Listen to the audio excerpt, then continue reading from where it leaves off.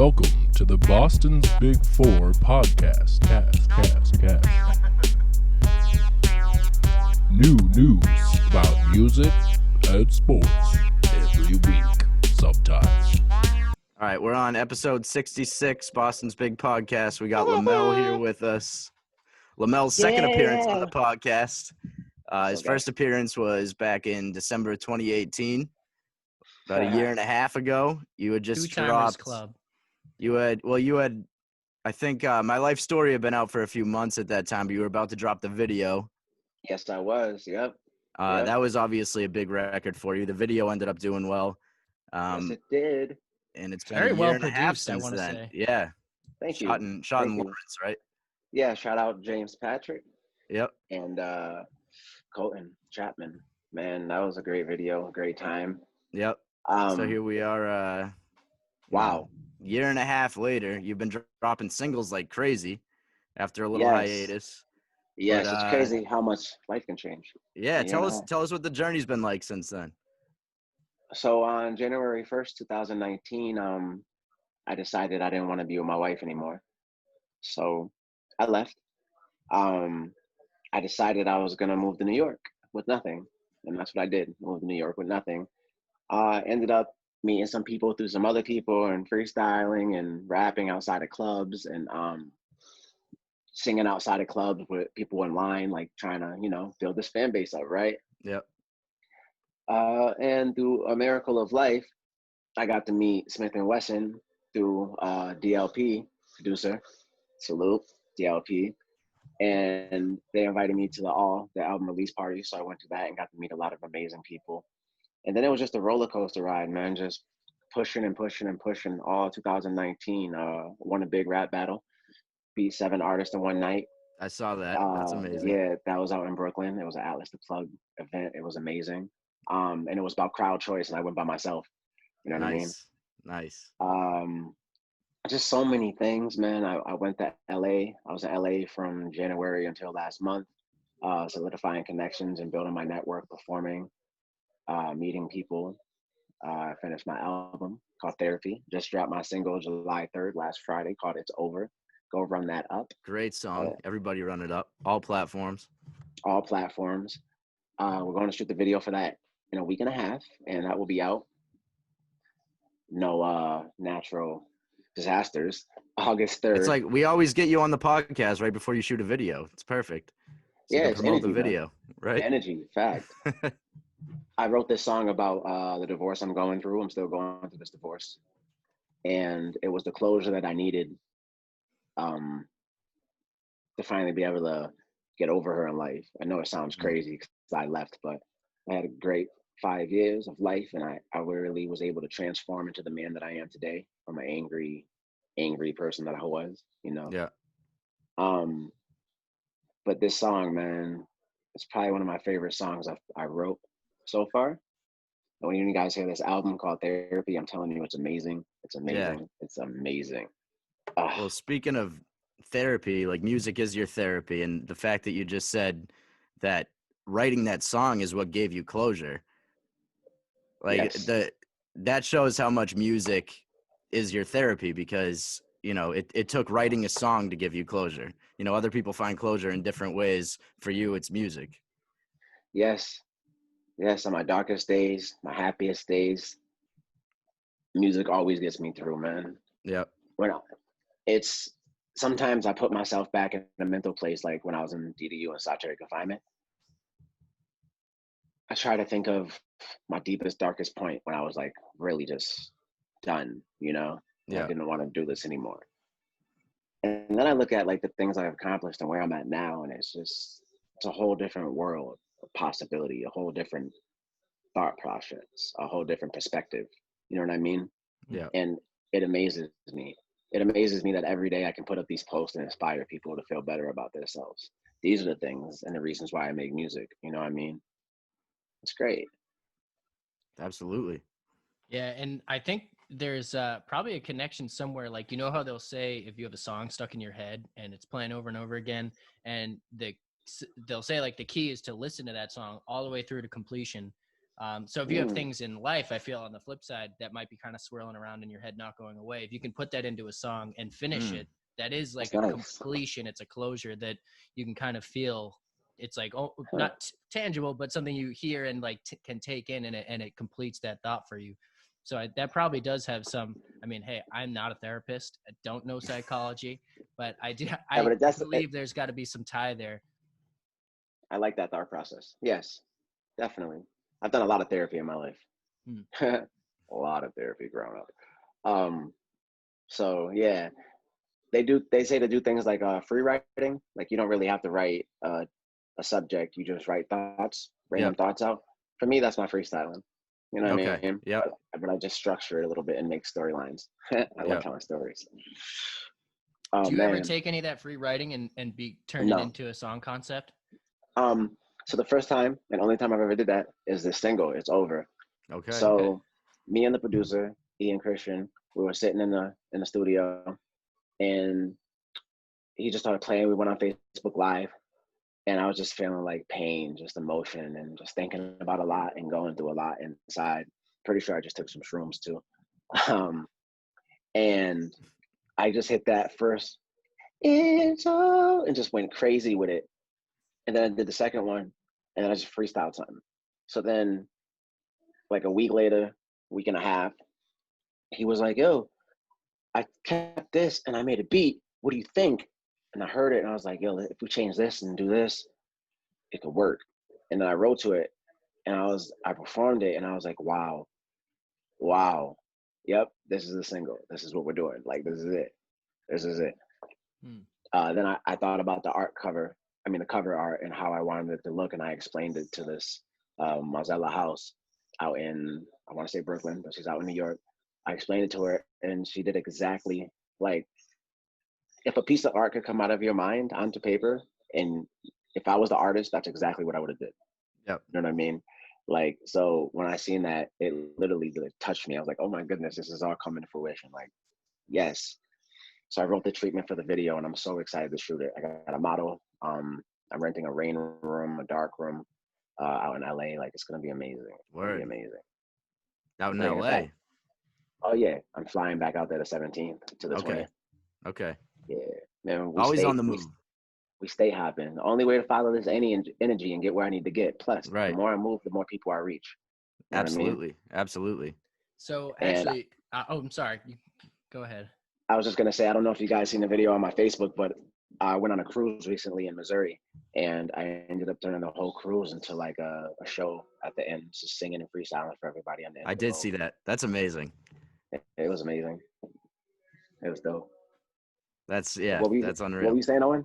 So I was just gonna say, you had mentioned like that it's the energy that kind of keeps things going, and it's fun to watch. I mean, frankly, but I did want to ask, when you were at when you beat those 7 people that night, how did you feel? Like, did you share your energy with the crowd? Because you said it was crowd choice. So I'm wondering, like, at what point did you feel their energy turn towards you? Was it after the first battle, or like, did it take throughout the night, you know?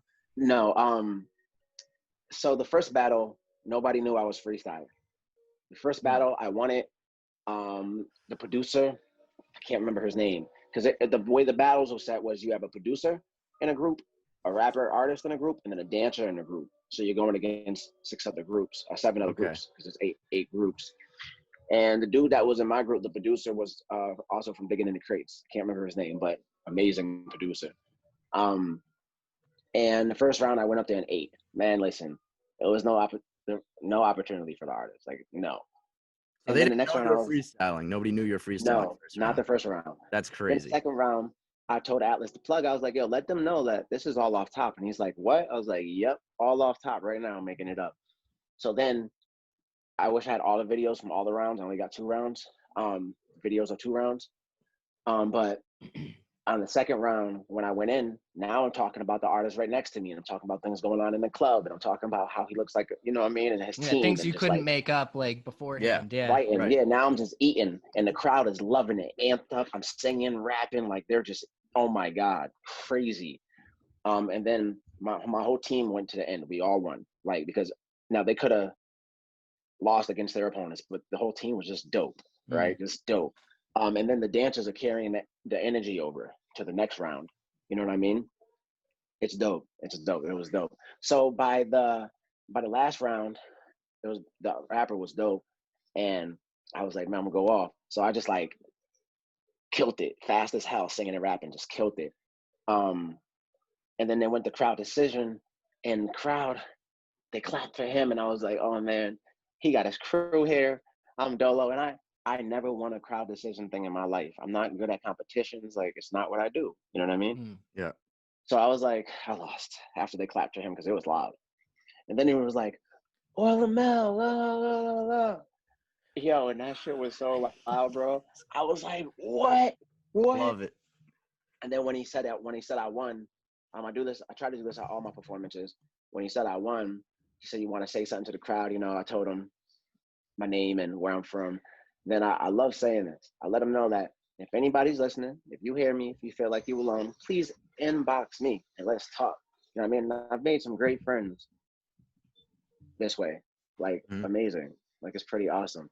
So, and then everybody just goes clapping and cheering, and people coming up to me afterwards like, we can't believe you freestyled that. I met China Mac that night. Okay. Didn't even know I was standing next to him until like Wow. midway through our conversation. You guys gotta understand, like, any place I was going in New York, if there was a crowd outside, I was working that crowd music-wise. Yeah. I was freestyle, singing, rapping. Anytime I seen an artist, if I seen an artist on the train and I seen him, I'm coming over and we're starting a conversation and we're freestyle, rapping and singing. There's not an opportunity you're not gonna hear me. Right. That's so great. Not at all. That's so great to hear that, like, in this day and age, because I feel like people don't do that because people rely on the internet and social media to spread their music and their message. And they think, you know, all my networking can be done just sitting behind a computer screen. Just doing some Not IG at all. live. Right, thinking, exactly. This is everything I could do. But And you're like, but you are really getting out there, and it's so different when you can touch someone face to face, you know, rather than over social media or over the internet. So it's great to see that there's still people out there, or at least someone out there who's building a network in that way.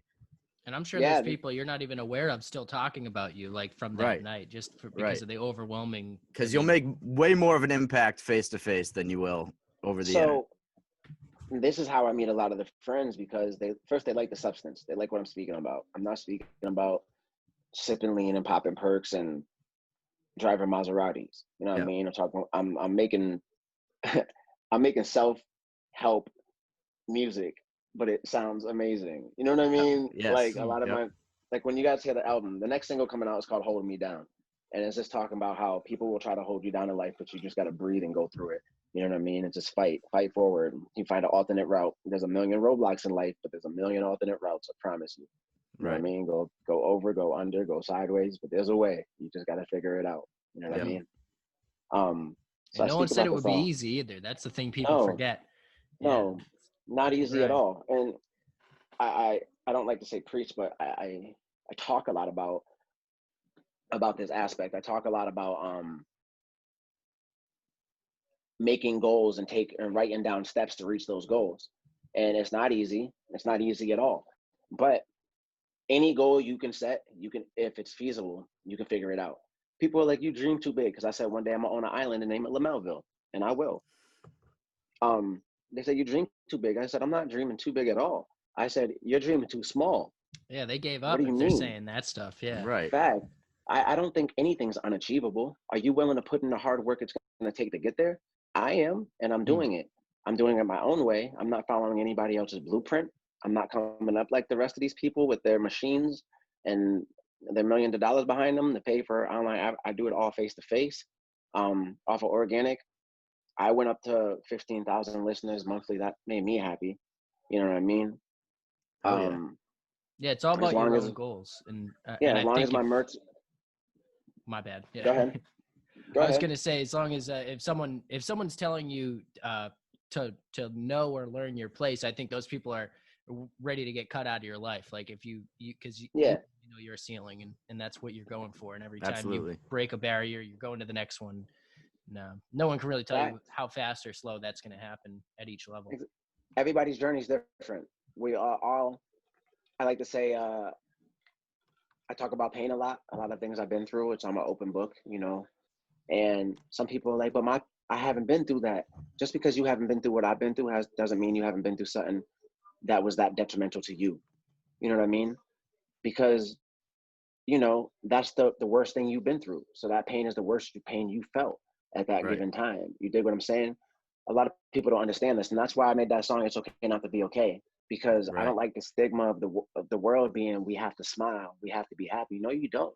It's okay to be depressed. It's okay to be sad. It's okay to feel emotions. It's okay to cry. It's all about how you let these things out. You know what I mean? Are you letting these things out in a destructive way? Are Right. you letting these things out in a constructive way? Or is it just null and void? Is it just there? You know what I mean? So I'm really trying to get people to understand that. And Yeah. No, it's important to be in touch with your emotions and not try to just pretend they're not there, you know? mhm, You can't just decide to be happy if you're not happy. fact. So just, you know, embrace the sadness and try to do what you can with it, And basically. I don't know if that's like a newer thing, because growing up, I just felt like I always heard "suck it up." I don't know if that's like a newer It is, thing and that people honestly, do. it is like, yeah, talking about mental health is like something that I feel like in the last few years has become more like acceptable. You know what I More the mean? norm. Right. Before it was more shied away from, and if people had mental health issues, you weren't seeing it out. Yeah. Remember, Britney Spears broke down, and it was such a big spectacle because it wasn't out there like that with all the other people. You know what I Right. mean? Yeah, that was But rough. Yeah, and everyone was just kind of watching it, and well, What, when that's the she world. shaved her That head? all of it. That's the world we live in, though. Yeah. I Mhm. mean, We and live in people were a. like mocking that, like making a joke out of it. yeah, But there's a it's whole like, South Park episode about how yeah, she's being like sacrificed for the crops, and it's like That's what I'm saying. Like, horrible. look Yeah. at the life we live. Like, we got cops killing us, killing Mm. black people, and people filming it instead of hopping in and helping. Now, I Mm. say this in my music. I say this in my post. I'm all for positivity. But if I see any cops harming any of my brothers and sisters, I'm fucking that cop up. Like Mhm. that's on my life.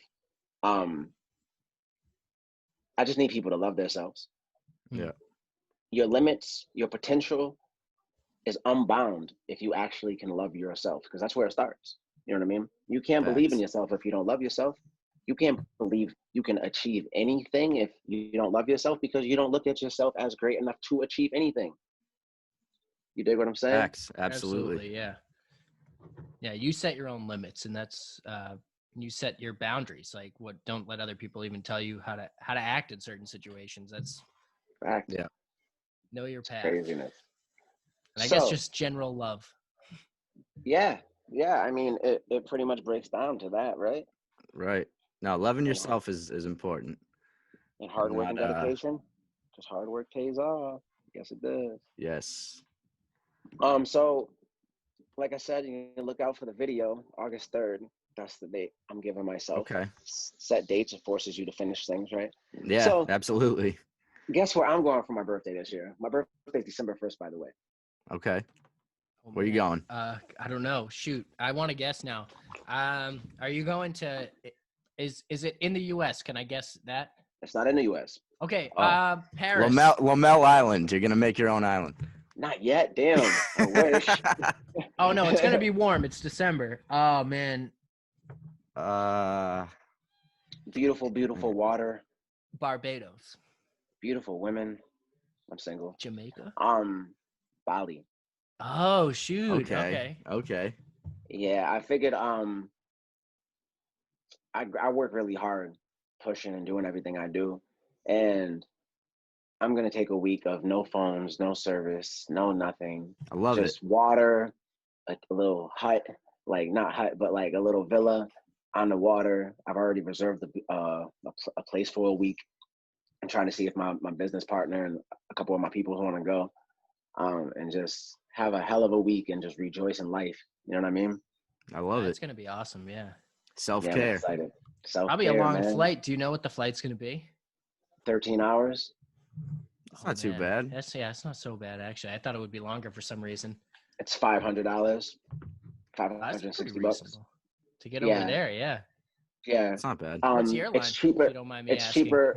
I use American, but it's Okay. cheaper leaving from here than it is in California. California, everything was so expensive leaving from there because it's Yeah. Wow. Yeah, because Yeah, I hopefully feel it'll- like you probably have to add another leg, right? You got to go Cali and then hop from there. I don't really know Yeah. like all the flight routes. Well, I'm going there in December, and then if all things work out in January, I'm trying to go to Ireland. I'm working on getting custody of my 14-year-old daughter. All right, There you good go. luck. Yes, thank you. I just got to stabilize. So after Georgia, I'm going to Florida and stabilizing life, guys, and working on this music. Love to You'll be hear it. well-rounded from all that travel. Not that you're not well-rounded already. He's been traveling his whole Yeah. life. Yeah, I grew up all around the country, man. 36 foster homes, 56 programs. Oh man. Yeah. Yeah, get custody. Rolling Stone. Yeah, I'm working on it, man. I just got to stabilize my life. Absolutely, yeah. So it's crazy because normal status quo was stable job, 9 to 5. I've never had that. Even while married, I was leaving every 3 months. Yeah. So it's going to be a real different kind of dedication to just settle down in one spot. Most people are like, oh yes, finally. Me, I'm like, oh, I want to go to Greece. Right. You're just used to being on the move all the time. Yeah, man. I Which could is definitely do nice. the tour life. I could tour Yeah. for 50 weeks out of the year. Yeah. Oh, tour life would come easy to you. Easy. I'd love it. Yep. Just schedule a couple shows around home so that kind of extends your time at home, Right. and then boom. I'm That's the going to rest. do an open mic tomorrow night in Atlanta. Word. Are they having open mics right now? I'm not familiar with other states. Like, is Atlanta Yes, fully open? It's open where they just can't serve liquor, but they have everything, not everything, but a lot of stuff open. So I'm going to hit an open mic, and I'm going to do some amazing things, probably sing some country, some R&B. Word. I like doing a country because it just blows people's minds. They're like, what the? Yeah. So how'd you get into country? I grew up the country. It's my favorite Yeah. genre. It is my Okay. favorite genre. My first tape was Garth Brooks. My second was Patsy Cline. Right. Garth Brooks. I remember we talked about that. Yep. Yeah. Thunder Rolls is one of my favorite songs to sing. I saw that you did a cover of that. I saw that video. Yeah. I sang that was that good. down, and that was in Missouri. Okay. They go to Ozarks. I loved Okay. It. It was awesome. That and Jordan Davis, Singles You Up. That's another great song. Word. Yeah, man. I'd love to go to Nashville and work with like a Kane Brown or Jimmy Allen or Dustin Lynch. Man, what? That would be kind of Harmony? groundbreaking to have like a guy who raps and sings, but then also does country. It's like I scream. I got the track out when I'm screaming. yes, you do that too. Like yeah, you're touching all genres. And that's happening these days. You ever do reggae? I'm only doing genres I listen to. I Okay. think they killed reggae when it became the Cops theme song. Cops, yeah. Cops doesn't exist anymore. Good. That's their fault. But I did want to ask. So this is just like kind of a little bit of a tangent. But you mentioned Garth Brooks, and I don't know if you're aware of his social media presence these days, but I feel like he's just from a different era in some of those videos he puts out. Have you seen any of these? No, I haven't. He's just like awkward in his selfie videos, and they're very funny. I've like seen a few of them. I'm gonna go watch them now. That's He'll just be all hilarious. like, I like that. Like he just says like weird stuff into the camera, and you're like, what are you doing? Like you're just talking about your album or tour or whatever. So these comedians that I follow, they've been like highlighting some of those videos. So I don't know if I'm getting them out of context, but What comedians do you watch? Oh, I'm on Tom and Christina P. Tom Segura. They do Your Mom's House podcast. Tom Segura is probably the more mainstream, and Christina P. is his wife. And they're like a couple that have that. They're the ones in particular who are targeting Garth Brooks. But I'm big on the podcast circuit right now, like Theo Von. I love R.I.P. Chris D'Elia. Yeah, I watched Chris D'Elia a lot, but now I can't anymore because he's a pedophile. He's canceled, so yeah. I watch the Joe Budden podcast. Yeah, no, that one's good. That one's good. I like Joe Budden's attitude in life. Yeah. I'm trying to get him to listen to the single so he can use it as a sleeper. Word. He would be a fan of yours. He definitely would. If we can get him to listen. If I you feel can like get a him to lot of listen. people would be a fan of mine, but can we get them to That's listen? true. It don't matter, That's true. It don't matter how good you are if nobody hears your music. That's true. No, this But is I true. would like to say it's over as of right now. Is on 28 playlist and it just dropped Friday on Spotify. Yes. And it's an amazing So- song, and you got the video coming soon. It's moving up. I'm excited, man, because I've worked hard, and it's good to see your work finally come to fruition. Absolutely. Yeah, So I've seen- talk about performing at the Apollo. We talked about it a Oh. little before we started recording, but Okay, yes, the Apollo. Apollo is nuts. Um, I don't know, man. Amazing experience. That's what I yeah, said. And I don't know, rubbing that log and walking out there and looking at the crowd, man. It was a moment that I will never forget. And it literally, I was already solidified, like in my heart, that I was gonna do this music. But that just heated up the fire even more, stoked the Mhm. fire. You know what I mean? Yep. Have people screaming for you like that. Like I'm a superstar. Whoa, Right. what? Right. Okay, I can't wait to be on a platform where I can speak to 2 million people about the things I want to speak about. You know what I mean? Yes. So the Apollo was a good step. And It you was a opened great for the time. Locks, right?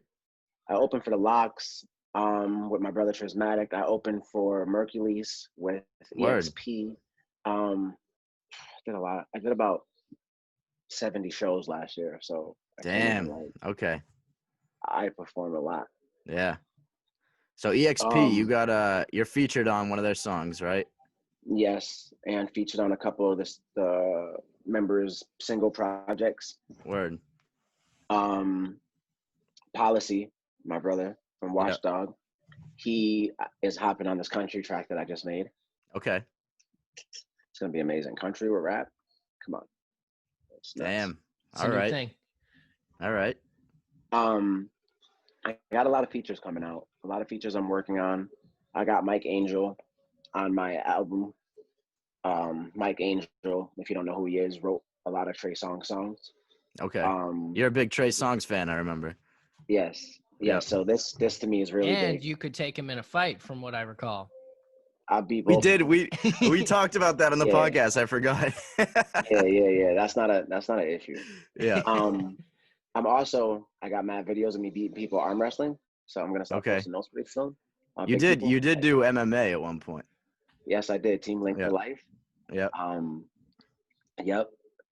Yes, one of my friends, Pat Casey, is an amazing fighter. Did you compete, or was it just more? Yeah. No, he's a.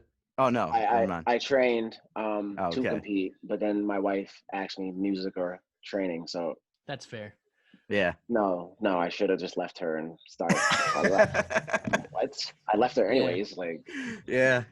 I guess, everything like, as happens far for- as CTE and whatnot goes, who knows? Maybe you could have only taken so many bell rings until you couldn't write music. Yeah, it's not good to get hit in the head repeatedly, you know? I've been fighting in the streets my whole life. Okay. Remember, I did 12 years in prison. Like, fighting is kind of my thing. Yeah. So when I get the money and stabilize my life, I'm gonna put my daughter, when I have her, we're both gonna go train again. Yeah. Okay. Everyone not should even- know how to move their body a certain way. Like, And not even definitely- just a fight, but I'm 35, about to be 36. I'm in really great shape, and that will only put me in better shape. You know what I mean? By the time I'm 36, I plan to be up to 198 to 210 pounds. Okay. Yes, I'm 168 now, but I was there before. I can do it again. And You're then I want to vegan, start. right? I'm vegetarian. Vegetarian. Okay. A long time. Yes. Yeah. Yeah, I boost my calorie intake, and carbs, and work out 5-6 times a week. And do you follow like that 2-to-1 protein per body weight ratio? because That seems really hard to do. I know I don't get enough protein. I don't eat meat, and I don't take supplements. I know I don't get enough iron because I don't eat meat and I don't take vitamins. But do I feel any effects from that stuff? No. Should I? Probably. Will it affect me at some point? Maybe, but I'm not worried about tomorrow. I'm worried about today. Right.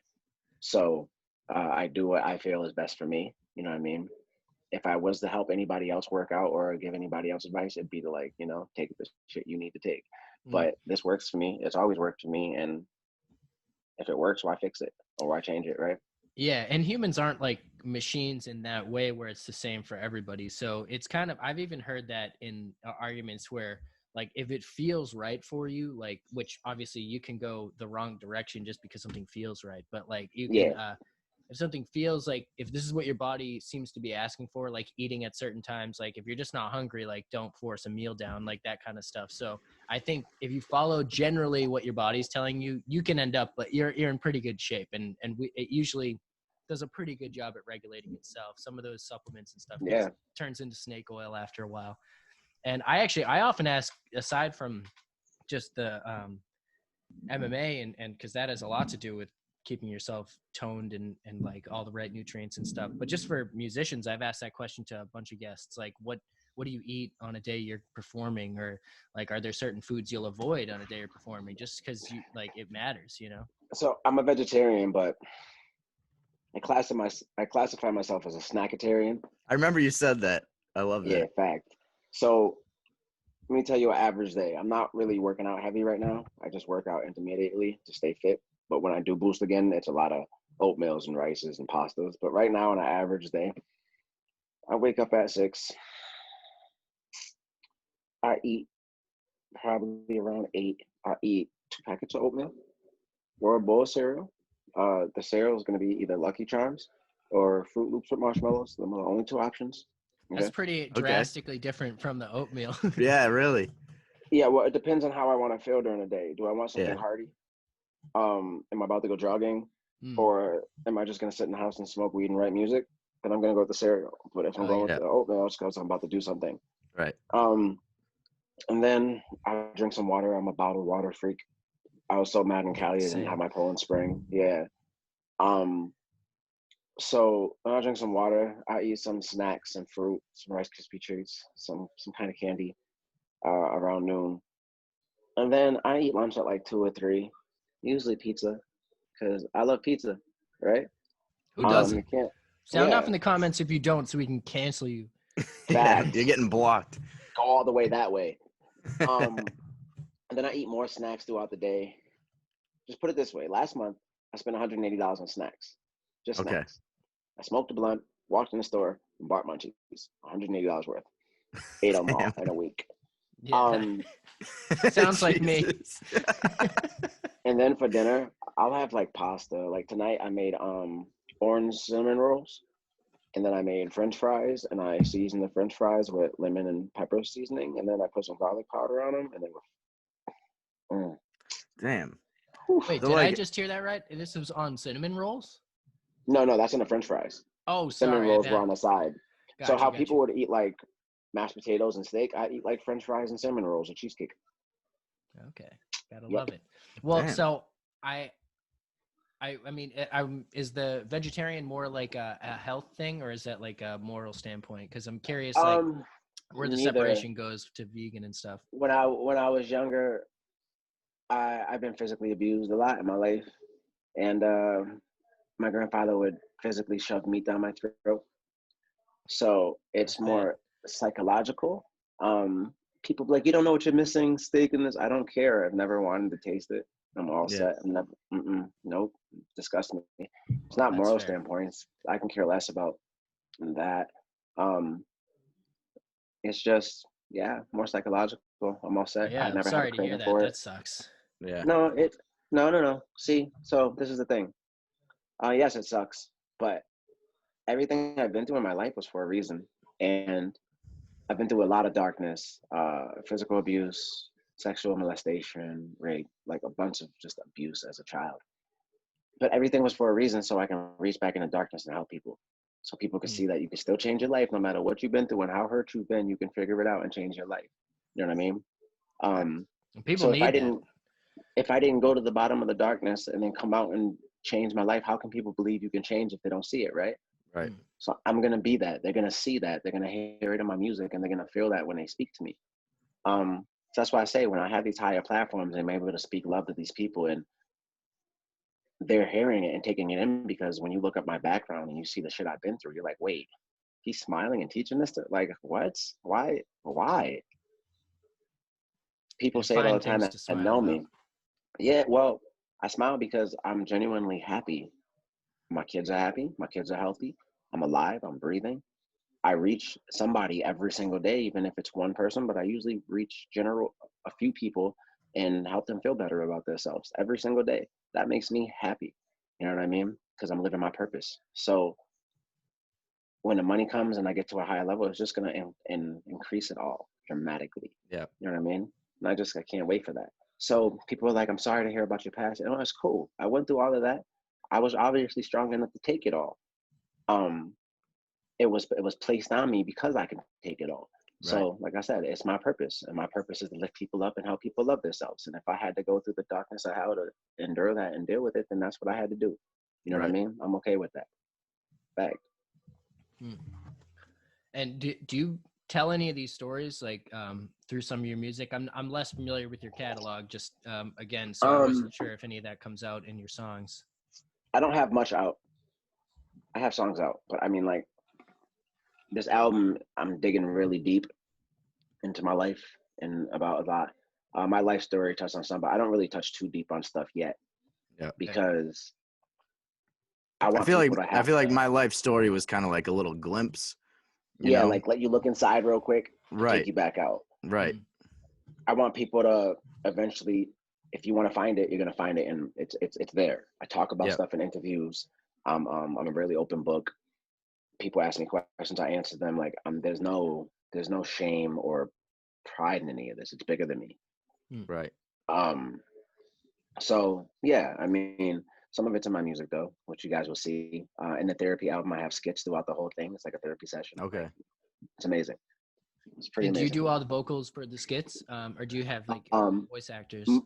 My producer helps, and me. Okay. And I wrote all the skits. Yeah, I like shout to out get producers. hands on it. Yeah, definitely shout out producers. What? Gotta shout out producers. Yes. Fact. Without y'all, I couldn't create. No, definitely shout out the producers. Speaking of which, John Glass produced obviously My Life Story. Have you been working with him at all lately? No, he reaches out if he needs something.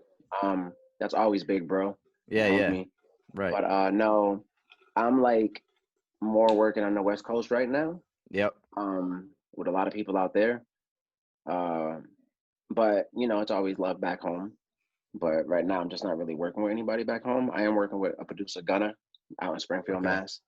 We just did a Hey Lover redux. I'll send it to you later because I haven't uploaded it yet. Word. But it's pretty much, the Hey Lover, Hey Lover, Hey Lover, LL Cool J. Yeah. I pretty much took that track and sang the whole thing, and it's amazing. And we remade the beat. So I'm probably gonna shoot a little video and put that out within the next week and a half or so, just for something for people to watch. Try to get LL to watch it. You know what I mean? Of course. We're hungry for content, so. Fact. I'm working with my brother out here in Georgia. Like, I stay in the studio. You know what I mean? He's banging beats and self-born beats. We got a bunch of projects. He just dropped 10 track instrumental albums on BeatStars. Damn. Yeah, so we just working, trying to build this thing up, man. And there's a lot of artists that I believe in that I'm like trying to help out direction wise. You know what I mean? Because not too many people like to help, or not too many people like to lead people in the right direction. And I'm trying to see everybody eat. Yep. Who are some of your favorite artists out right now? Wow. Eric Bellinger. Yep. I love Eric Bellinger. That's like big bro, and he's just dope as a person too. And he's one of my favorite artists. Dustin Lynch. I'm a big Dustin Lynch fan. Parmalee. What? Let me see. Who else do I listen to? I Prevail. Okay. Who else do I listen to? I Prevail. They just dropped a song with Joyner recently. Yeah. Yeah. They like blew up from Blank Space. They redid the Taylor Swift song. Oh, okay. I listen to a lot. Yeah. But them are the mains. But my influences are mainly more country right now. For R&B, it would be Eric. And I'd say me because I kind of have my own sound. Yeah. But yeah. Actually, so speaking of your own sound, have you found that like working with West Coast people or just like in Atlanta, going from all these different areas, are you finding your style changing like by No. that exposure? Okay, so you're sticking still to where you are. Because I grew up everywhere, I'm used to being everywhere. So I don't pick up anything from anywhere, if that makes sense. Right. I'm used to holding on to my own identity no matter where I go. Mm-hmm. So none of the music influences me. None of the stuff, like I listen to a strict few artists. Yeah. Like a lot of these new artists, no. Do you listen to Anderson .Paak?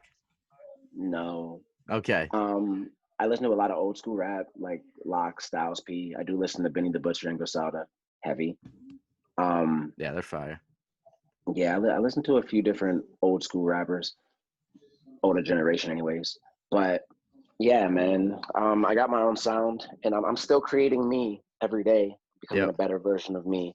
But I feel like I have my own sound. I have my own writing style. It's not like everybody else's writing style. I structure my songs different. Art is subjective. Yep. So I feel like, yes, there's a right way to write a song and structure and all this, but I feel like it's my art and I'm gonna do what I want with it. Yeah. And people are gonna love it or hate it. You know what I mean? Yeah, and I mean, there's like a typically correct way to do it, but as long as you follow like general music notation, I think you can create something that no one else has done before. It doesn't have to be like the same 8-bar, 8-bar, 4-bar, 8-bar. Yeah. Like, no, I like really changing because I sing in rap, so I showcase that a lot, and I like changing flows up a lot. Like in one verse, I might change my flow up like 5 times, but it goes. Right. It's coherent and Why it makes not? sense. If it works, if You know it what I mean? sounds good. Works. I rap on almost every second verse of my album, but I don't. I like that. I like that. I showed somebody a song today, and they were like, "Oh, yo, who's this rapping?" That's me. I don't even sound like you. It's me. You know what I mean? Like, I don't know what to tell you. Do you like singing more? Do you like singing more or rapping more? It's hard. Yeah. It depends on the mood and what kind of weed I smoke. So if I smoke okay, dead sober. Let me guess. Let me guess. Sativa, you want to rap. Indica, you want to sing. Okay. Is that how it goes? Okay. Yep. If I had a gun to my head, I gotta take these off now. If I had a gun to my head, can you hear me? Yep. If I had a gun to my head and I had to do one, dead sober, maybe you're a little tired. Sober and a little tired. I'm just gonna take the gun and beat him with it. There you go. Fuck all the bullshit, right? Great answer. I guess, singing, because is it acapella? That's what I thought you'd say. Is there a beat? Like, I'm really good at freestyling over any beat because I can ride a beat instantly. I pick up on it, I feel it inside, and I can just ride a beat. I don't have to hear it before. I just know where everything somehow is going to be, right? But I have to have a beat to do it. I can freestyle without a beat, but if there's nothing for me to like ride and to find that groove in, then I can't do it. It's not me. You know what I mean? So if they're like gun to the head, and I'd love to rap, but if there's no beat, singing's easy as shit. You know what I mean? So I'll sing Mary Had a Little Lamb and freak the fuck out of it, you know? Mary had a little lamb. You know what I mean? And just they'd be like, "What?" I'm like, "Just go." That's the best rendition of Mary Had a Little Lamb that I've ever heard. Yeah, they just start crying and be like, "You can also rap too. We don't care." I did that at the voice auditions in 2017. Oh, okay. I sang Mary Had a Little Lamb. They didn't like it. They didn't like it? They liked it, but they didn't like me, I guess. I don't know. Maybe I'm too old. I was too old to be trying those shows. Whatever. You slip them a 20 with the note. Age is just a number. Well, you got to be like a gimmick to be on them shows or whatever. I don't know. Oh, okay. Yeah, we coming up our own way. I'm not worried about it. Yeah. You don't need them. So I had a Twitter talk the other day with DJ, what's his name? Khaled. I'm just kidding. E That's all double. I think of. Oh yeah, I've seen him around actually. I think I know the name you're talking about. I've heard of E That double. sounds Yeah. right. And he put this post up and he's talking about how artists are always in his inbox trying to get him to play music. And I had to say something because that was me at one point. I was trying to get him to play my life story. And he responds with like, you gotta have a relationship, you gotta have your numbers right and your name right. And I'm like, but I didn't put this out there, but in my brain, I'm like, what does it take 3 seconds or 30 seconds to listen to the beginning of a song? You like it or you don't? Right. Right. Opportunities are given from people who are in a position to give opportunity. And I feel like when I get in that position, it's going to open so many doors for so much more talent. Yeah. Because people are stingy. Yeah. So say you are a Jordan Lucas. He has creative control, right? Yeah. Say you hear this dope ass rapper. All it takes from you at this point is a verse to help that rapper's career. Yeah, absolutely. Right. So why are there not more artists on in our area? Why are these artists not? Yeah. So why I are these think. Go ahead. I'm sorry. I think there's two parts to that. I think some people are, they like the feeling of gatekeeping. So they're just kind of like, not nobody sees the wizard, not know how. And you're like, oh, why? Let us in. Like, we just need, you're there, let us in. And they're just kind of like, oh, no. But also I think people are worried that they might be jumping. They might feel that they're new to that world and that they don't want to jump too quickly to just bringing all their friends in, because then people are going to be all like, or not necessarily their friends, but someone that you think you believe in that's more local. But I'm not even saying bring them up with you. What I'm saying is just give them a verse. I'm a singer and a rapper, okay? And not to toot my own horn, but I'm pretty fucking nasty. I'm blowing up. I'm getting my name out there. Well, when I blow up and I get to that position, all it takes is me singing a hook on somebody's track. One of these up-and-comers. How hard is that? All it is throwing them a 16. Yo, here's the 16. And no, I'm not using it anywhere else. It's for you. Use that. Gain your fan base, because now my fan base is going to generate into your fan base, because they're going to like all your shit because my shit's on it, helping you. You dig what I'm saying? It doesn't take much work. And I feel some kind of way about it. I don't care what none of these niggas have to say because I can fight. So the point is, it doesn't take much to help each other. You dig what I'm saying?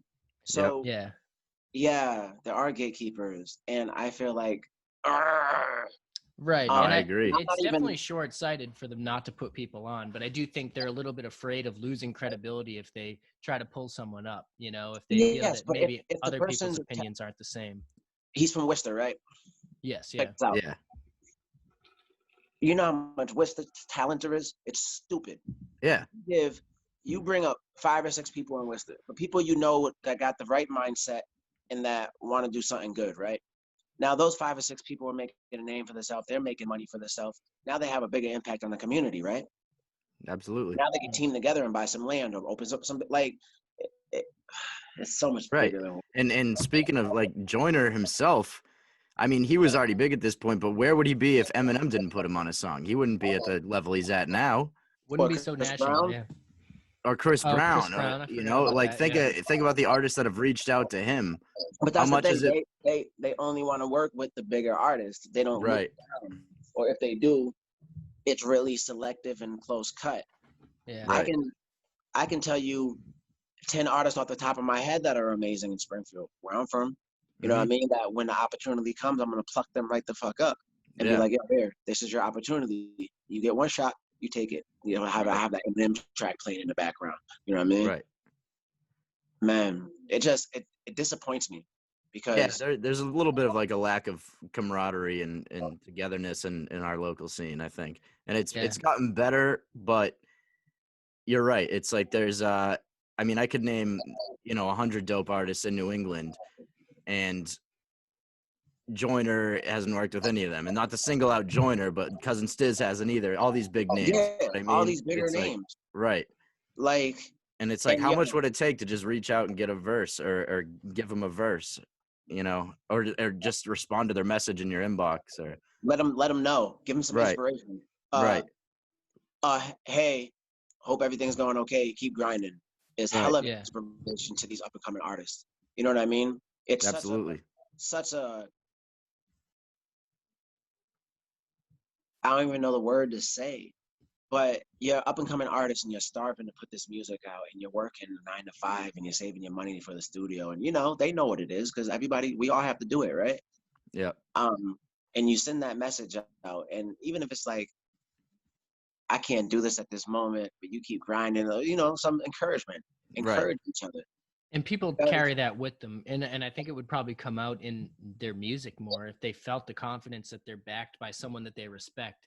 And it definitely, absolutely. it does add up, I would say. Like, and I was trying to play a little devil's advocate by saying, like, the person who is more mainstream or who's made it more at the time might be worried about losing their place by like trying to like pull or like maybe there's some label or someone behind them saying like you should really only work with people above you and not anyone like who's got less followers or something. Not that above is really a rating of anybody, but it does have that like deep roots, right? Yeah. When the whole community comes together and you come home and like on tour, and those shows are always crazy, like Rhyme Sayers in Minnesota, like they're and like anyone in Atlanta, like Gucci in Atlanta, like there's just people who have their community and it's so deep and like they're putting people on. I guess Gucci's a great example of someone like that. He's huge. Well, Atlanta's a great example of a city that works together with the music. Yeah, their teamwork is yeah, stupid. They help each other out. absolutely. You need studio time, come to my studio. Like, They're like the blueprint for that. OJ the Juice Man. They all work together. 2 Chainz, like Migos, they all. I feel like they all go to the same studio. You know what I mean? Like they all are working together. So bottom line, New England, Boston artists, get it together. Just be friends. What's up, guys? What's up? Together. It's happening. I see it happening on like the lower. I mean, not with the top tier artists as far as followers and stuff, but I see it happening with the underground scene around here. A lot of people are working together, trying to build each other up. I say salute. This is why I hold John Glass in such high esteem, because that man will put you in a room with some people. Yeah, absolutely. He gets that it. Man. He gets that it. man will try to enhance your life in every way he can, without you even knowing it. Like, right. First night I met John Glass, I met Rex, I met Token, I met Passionate MC, I met a list. Wow. Yeah. A list, all off of that Hard Rock Cafe performance. Yeah. And he's a humble guy. He seems like the type of person who would be willing to introduce you to people. Like, he doesn't have that ego. He's not worried about any of that shit. He's like, if you're talented, I'll help you. When the money come, John Glass getting a nice little bag from me. So. Absolutely. Shout out John Glass. Shout out John Glass. Also, I wanted to point out you had a track produced by Kato. Is that right? Or was that with John Glass? Like, because I know they're. No, that was just part of the competition. Oh, I see. That makes sense. Because I remember hearing the Kato on the track. At the beginning. Dedicated and persistent. I'm dedicated and persistent. I felt some kind of way when I made that track. I was like, I'm making all this good music and nobody's listening. Dedicated and persistent. And now I got fans. Now, like, people, I was talking to somebody the other day and they looked at me like, that's all? I got 7,000 streams this week. That's a lot to me. That's a lot. No, that's more than I get. That's a lot. Yeah. And how many monthly listeners on Spotify? Like 13K or something like that? I reached 15K. Right now I was at 4K, but they just put it's over on 27 or 28 new playlists yesterday and today. Word. So, that's dope. And it's just gonna keep going up. And now I'm in talks about non-com radio, like college and all that, getting it spot on the radio station to try to chart it. So we're gonna see. Hell yeah. It's happening. It's happening. It's happening. I'm also not familiar. Like, if you were to get a song on the radio, do you have to like sell them the track? Like, do they? No. Non-commercial radio, it's more like college stations and stuff like that. And this is a distributor who will put your music there and all that. To get it on FM, like terrestrial radio, commercial radio, that's program directors, and that's a whole lot of hoopla if you don't got a big major machine. Sounds like it, yeah. Or you got people like these local DJs who just don't, whatever. You already got me buzzing, I guess, from the player stuff. I don't care about mine. Mine's gonna shine regardless because I'm that dope. Like when you're that dope, it's gonna play, and that's not cockiness. It's just being real. But I want to fight for the guys that don't have my reach. Like I got a little reach. I got a good fan base. The fans that I do have support me. You know what I mean, and believe in me. But there's the ones out there that are sending these emails and not getting responses or inboxes on Instagram, and they're not getting no responses. It's deterring them. If y'all listening to this, keep going. Don't let no's, don't let unread messages, don't let nothing deter you, because what I like to say, I put 1,000 fishing lines out, and even if I get one fish back, I'm happy, and you're gonna get one. The percentages is with you. You know what I mean? Fact. And love yourself. Love yourself. Always forward. Always forward is my motto for life. Lomel stands for Laws of Metaphysical Energy Languages. You can use energy to manifest things. You got to speak it into existence, see it in your mind, speak it into existence, then take the steps to meet it. It's like two cars meeting in traffic. You can't sit on your ass and expect something to come to you because that's not how it works. If you're going to manifest something, you still got to work for it. You dig? I feel like you could write a book.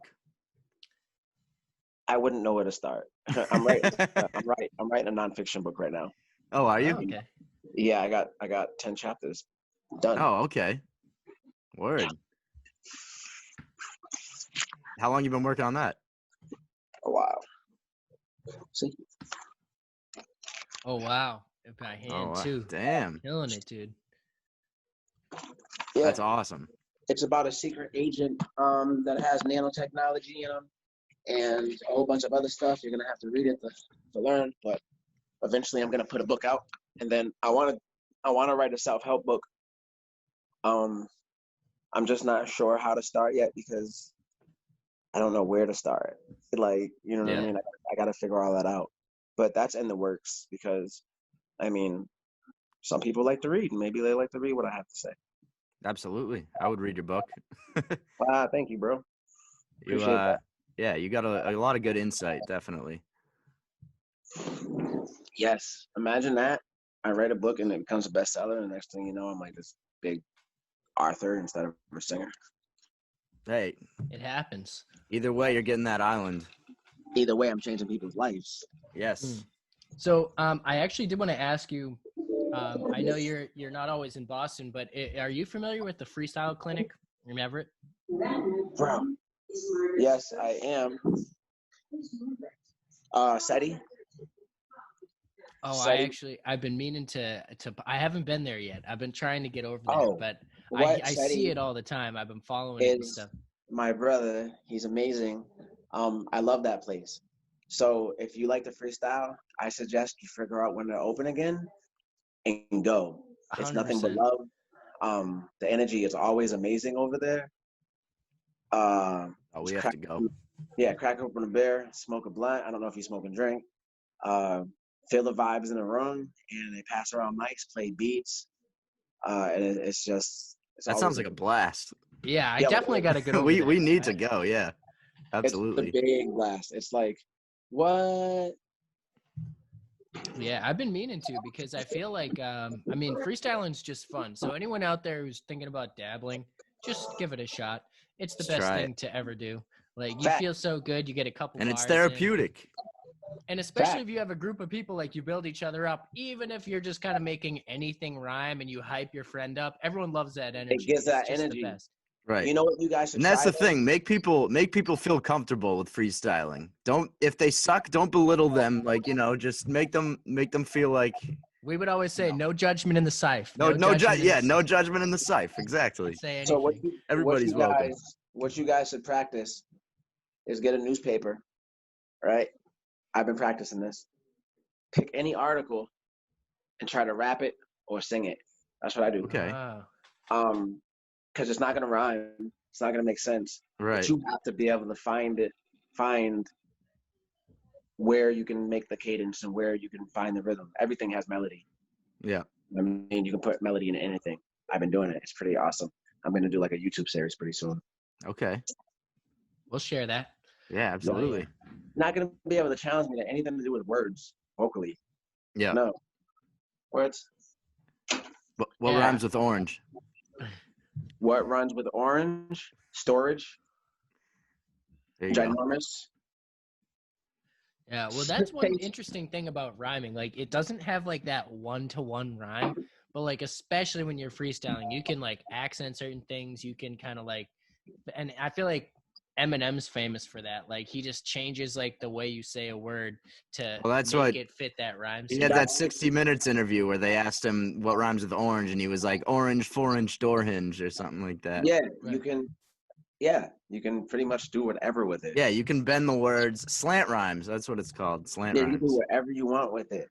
I be making some stuff go that shouldn't go. And people are like, "Yo, how would you do that?" And it's like, Yep. this is my favorite lyricist, bro. What? Yeah. Learn from the best. Mm. I'm gonna get Yeah. on an Eminem track one day. I'm putting that into existence right now. That would Shout be out fire. Eminem. Hit Shout him up. out. Eminem. Shout out. Eminem, sound Well, off in the comments. So Crooked I be sharing my stuff. That's dude. Word. That's bro. I'm trying to get him to listen to the single, but I mean that makes But me feel that's Eminem's, bro. So That's what if I'm you saying. if you can reach, bro. like you were saying before, you don't need to reach the guy. You need to you can just reach the people in his circle. I need to figure out how to get Missy Elliott and Eric Badu to share my stuff. They follow me. Share my stuff. Damn. Yo, at Missy Elliott, what's up? What are you doing? She follows me on Twitter, so I be trying to throw videos in her comments and Yeah. talk to her. Like, yo, Styles P too, right? Styles P2, yep. Yep. Got a lot of That's them, man. dope. But They're listening. I can't wait till I'm in the studio with them, man. It's Right. easy. Put me in the studio, give me 30 minutes, I lay a hook and a verse down, and then I'll leave. Right. Facts. That's all you need That's is all the you need. opportunity, and then you're ready to go. Exactly. Right. Nip It's said it in one like of his Tom songs. Brady. Oh, When go Nip ahead. also said it. He said, when's preparation gonna be opportunity? Right. You know what I mean? Mhm. So I also believe in making your own opportunity, though, and that's what I'm doing. Yes. Yeah, you certainly are. And I don't know if you said this yet. When can we expect the clothing line to come out? August 3rd. Or is that a secret? Did I ruin this? No, the merch is gonna drop August 3rd. Okay. The whole clothing line, we're aiming for the beginning of 2021. Okay. Perfect. Yeah. We're definitely looking to cop a few pieces. Oh, absolutely. So, yeah. You already know. I love Yeah, repping so local people. Anyone That's who's awesome, got, bro. Yep. Thank you. if When you I got drop the shirts, I'll line, wear them. I'll definitely send you the links. What I could use you guys to do for me Okay. is share my single. I'm trying to Absolutely. get TikTok users to make TikTok videos because my music's on Dude, TikTok. that's the move now. That's the move. Yeah, I got That a few really of them. is. Somebody I used, I Miss My Kids. Okay. And 7 people used One in a Million. It's not much, but it's a start. That's yeah. Getting your songs played on TikTok is like the best form of promotion right now. It really is. Fact. Yeah, it's huge. Those videos, some of those videos are great though, like with the coordinated dances and everything. Even though it's Vine, just rebranded Vine. I'm cool with it. Literally. Yeah. I don't even. Yeah. How is it different from Vine? I haven't even used it. I don't know. It's so I don't know. I don't want to get too deep into this, but this is basically like it's not uncommon. From what I understand, China does not respect patent laws in the U.S., so they will make something that is identical to something we already have, and will market it like as their own. So that has happened with like tons of things. So, and I think TikTok is one of them. Wow, that's It's huge right now, though. Yeah, and I mean, China's a great place. Love China. No one loves China more than me. But I'm just saying that I think that happens over there. Oh God. Well, if they can make me a cheaper S11 phone when that comes out, I'll be happy. I think they do. They got those Huawei's. I don't trust those though. No, I'm good. I'm all set. Oh man. Shout out China. Yeah. So I got a question for you guys. Okay. I love this. I love when people ask us questions. How do you feel about Brady? Oh, man. I was ready for him to go, to be honest. New blood? Yeah, it's been 20 years. I was ready. I felt like kind of throughout the whole last season that he was on his way out. He didn't seem like as engaged as he usually is, and he just seemed like he was kind of sick of everything. So yeah, I'm happy for him, but I'm happy to have Cam Newton. I'm excited. Yeah. Okay. eager because I remember last time we were there, we were having a conversation about Brady. Yeah.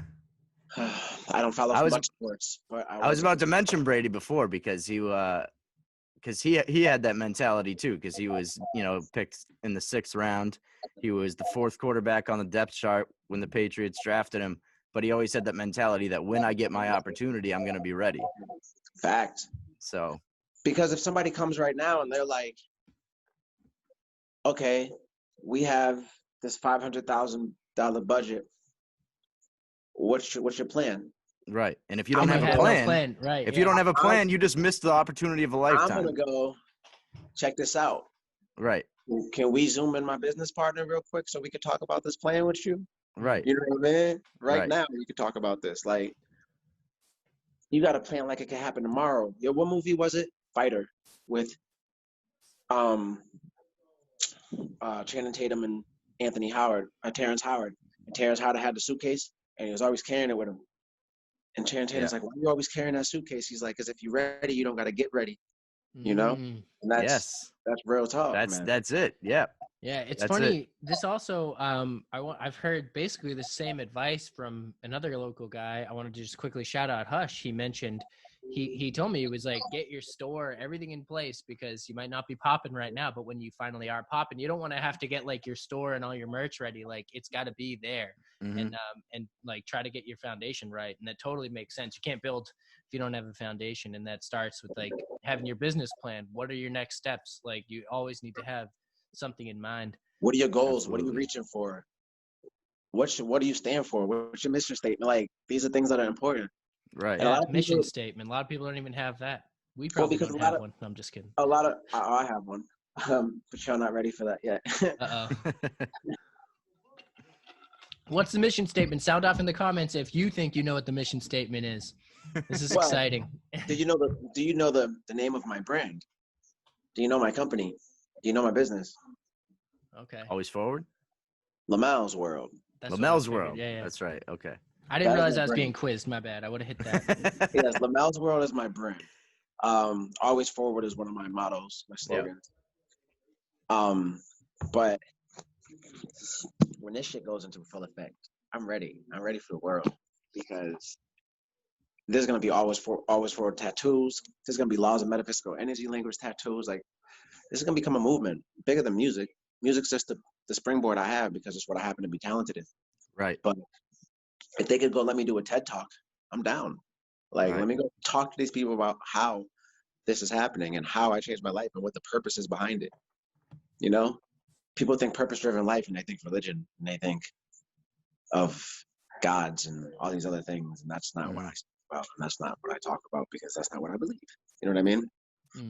And I oftentimes when people, and this is like, there's a lot of psychology around this, but like people will fill in some of the things like that you might be getting at with God or deities or something like that, so that it's almost like the God. I've heard this explained. It's like the God gap or something, where you have these gaps in explaining like how you felt about something, or like maybe you felt like a power behind something you were doing, and you explain it as like, I felt like God was with me, or like something like that. So it makes them comfortable, though. That's what that is. People do not like uncomfortable. They don't like not knowing what something is or why something's not happening, why something's happening. You know what I mean? Everything needs an answer. Everything needs an answer. So if they can say, wow, that was God, that solves a big part of their worries and their anxiety and their brain. Absolutely. I grew up Christian Baptist, baptized a few times, churches all over the place. Did you ever see someone shake from the power of the Lord? Listen, I've seen people speak in tongues. I've seen it all, okay? I used to bring my kids to church. I used to pray at every meal. But then I guess I had an epiphany that, to me, my own opinion is, I don't believe it. I believe in a higher energy. I believe we all come from an energy, and that we're all part of an energy. And when we die, we go back into that energy. So what people call rebirth, or living another life, is just redistribution of that energy. You know what I mean? And I feel when we manifest things, everything's energy, right? Literally, everything is energy.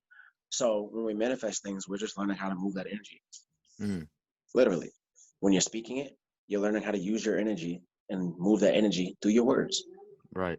That's why I say laws of metaphysical energy languages, because I believe it's a way we can communicate through the energy, but it's on a deeper level. And most people don't understand that. I went 14 months without having sex. I went celibate 14 months. Did you After my last walk on water or something? I did that once, not on purpose though. No, I did it last year after Nini in March until a month and a half ago. Oh, wow. On purpose, because I wanted to. Now we're getting a little deeper, but I wanted to raise my energy from my lower chakra to my higher chakras. And I wanted to be able to use that energy for different purposes, right? Now that's a whole different conversation we're not going to get into, but I meditate and I do a lot of other things. But this all goes into being able to communicate through that energy.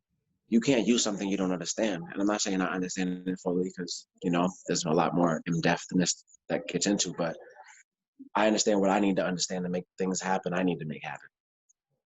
You know what I mean? Mm. Yeah, no, that's important. And actually, you demonstrate a lot of awareness, and just by saying what you're saying, like you've kind of like, you're so familiar with the way like your body works, and we kind of were getting into this a little bit with food, like what we are feeling kind of ends up being right for you. Like you're doing the things that feel right, and like you're abstaining from sex for a certain amount of time definitely changes your mindset. Like, I mean, just, I'm sure scientifically you could measure like all the vitamins and hormones in your brain that are probably going like swirling around like when you do that. So I'm sure and most people probably don't go that long. I know that sounds like, I don't know how many people, like, I just feel like that's one of those things. The plan wasn't 14 months. The plan was 6 months. I already did it. I'm over it. I passed it. The plan was 6 months. But at 6 month mark, I realized I didn't get into one argument with a woman. I didn't have any kind of stress over a woman. And I was farther in life than I've ever been. And things were happening that I didn't believe could happen because I was directing the proper energy. You don't understand how much energy you use exchanging energy with people when you're having sex. And if you're continuously having sex with different people, you're kill your energy. You're continuously killing your energy, and it has to be new. Continuously switching energies with different sources, because everything we do, the conversations we have, we exchange energy. The arguments we have, we're fighting for each other's energy. Everything we do is over energy. So and don't waste it. Don't waste it. So that sexual energy you have, like they have tantric sex, working up, save and release. That's all about energy. Everything is all about energy. You know what I mean? So I just happen to have more energy to use for other things. So that 6 months went, I felt amazing. Let's do another 6 months. Yeah. But then a year came and I was like, let's do a couple more months. And then, I was like, all right, we reached the goal that I set music-wise. Boom, let's get back into this life. But what's crazy is not only does the energy change, but your whole libido changes. So I was horny as hell before. Now I'm just like, can we hurry up and get these goals and get rich? Like, you know what I mean? Like, interesting. It's the last thing on my mind. Yeah, it's crazy. And did you find like that, because they always will say like, and I don't know that this was dispelled as a myth, but like abstaining from sex can like increase your testosterone, can make you work harder in the gym, and like would make you more vicious for a fight. Like I think Mike Tyson said that that's not true. He has as much sex as possible, so he's not thinking about it while he's fighting. I don't know anything about that. I do know that I've always had a really persistent drive, and I've always been the guy that if I say I'm going to do something, I go and I do it. I mean, I walked from Buffalo, New York to Springfield, Mass. You walked? What?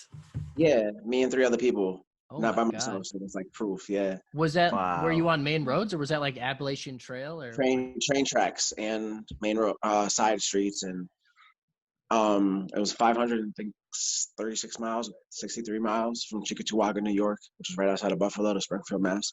How long did that take? 6.5 days. Oh my We goodness! walked to our shoes. We were in Albany. I was singing outside of the Dunkin' Donuts in the business center. Made enough money. Bought us shoes. Bought us tickets back home. Bought us shoes. Bought my sister a ticket back home. Put her on a bus, and then me and my brother walked. Wow. Oh my goodness! So wow. And did you who did, like, I'm sure it wasn't a lonely road. Like, what other people did you encounter on that walk? Well, I mean, we've met people. We went in the stores. I'd get food from managers for us all with no money. Just tell them the story and what's happening. One woman let us come stay in her house for the night. She had kids and everything. We told her the story, what we were doing. We ran into people. So Luckily. I find that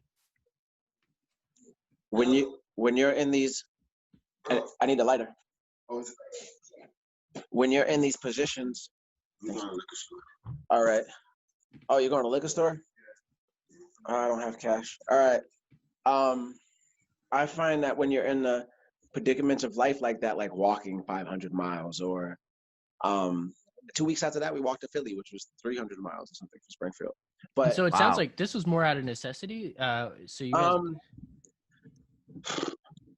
I make plans and I just do them regardless of how I got to make it happen. When I planned on moving to LA, I had $100 in my pocket. My plan was to be homeless. I moved to New York, homeless. I'll move somewhere, have no clue how I'm going to figure it out. And I use the energy to figure it out. I get a job right away. I started working at Home Depot out there in LA. Like, I was homeless, sleeping on a bus bench, but then... LA, best place to be homeless, though. But no, it's not. Yeah, it's so warm. It's not. You would think so. I have heard it's a little like there's a lot of homeless people. There's already so many homeless out there. Yeah. And yeah, it's a sad state of affairs. I mean, I've seen a lot of homeless. I've been homeless a lot of times, but I'm talking about women just laid out in the middle of the street, just like no fucks given, none, like no blankets, no, just laid in the street, just boom, you walk over them, like they don't. It's heartbreaking. That's sad. That is sad. You know what I mean? People get so low and so comfortable because they know their situation is not going to change, that they stay in these predicaments. Yeah. They get so comfortable in life and so low in life that they stay in these predicaments because now they feel like they're not worthy to be more. You know what I mean? Yep. Yeah, and that's, hey, hopefully they'll hear some of your music and try to pull themselves up. I talk to people, like when I walk around a lot with my earphones on singing. It's like an outlet for me. You know what I mean? I get stressed and I'll just go for a walk and sing. And I'll see people down in the luck and I stop and I'll talk to them for 20 minutes, 15 minutes. If I got a couple of dollars, I'll get them something to drink, some food. I mean, I don't got it like that at all, but I understand. I understand what it is. If you can, bro, can you get a pack of Dutch? I'm gonna try to get some weed. So if you can get a Dutch. Yeah, I'll try to help out. I won't give people money, but like if they need food, I'll go in and get them food. I've done that numerous times. I feel like I don't film stuff like that because I hate that. I hate that with a passion. If you're gonna help people filming film yourself them, doing something nice. God, that's the worst. If you're gonna help people, help them. But if you help people and film them, first off, my life's rough and sometimes I'm homeless.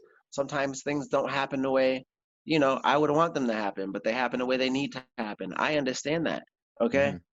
But to document somebody at their lowest, I document it because I want others to know that they're not alone in this struggle, that I struggle too, no matter how high they think I am. I'm struggling and I'm here with them. But to fucking film somebody struggling, you being nice to them, that's so low. Like, that's self-serving. Man, I hate that. I hate that. One thing I would like to see filmed though is if you were walking the streets singing like songs. I think that brings joy to people. Like if you're walking along a street and you have posted some videos. I remember you posted a video of you singing at the train station in New York. The guy was playing the piano. Yeah, I was just about to say that. I do that. Not so much lately, just because I got so much on my mind. Like, it's a lot of responsibility, like running the business. Like I'm not used to having meetings and all this stuff that I have now. But I'm gonna start uploading more content, more inspiring videos, more walking around singing videos, because this is what people seem to really gravitate towards and like. And I live to lift people up. But yeah, I want to do stuff like that. I like watching stuff like on YouTube. This dude went to a car lot and he bought all the cars, and then he put them all at like $100, $300, and people would come in and be like, "Oh, I want this car, but I don't have $300." They'd be like, "You know what? $3 for you today." Like, just helping people. You know what I mean? Like, there's ways to do it when you're a big corporation like that it would all be tax deductible. So it's Yeah.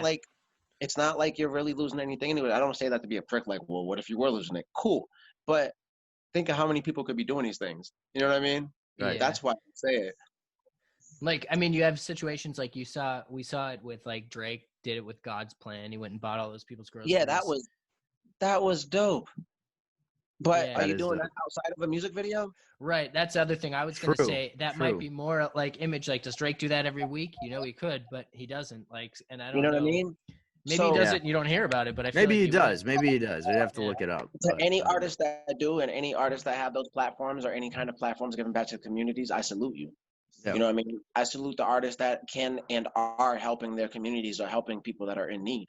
I salute you. You know what I mean? I want to help single mothers or I want to help low income families. I feel like a big crisis in America is the welfare system. And I don't mean because it's helping people, but because it's breaking families apart. You know what I mean?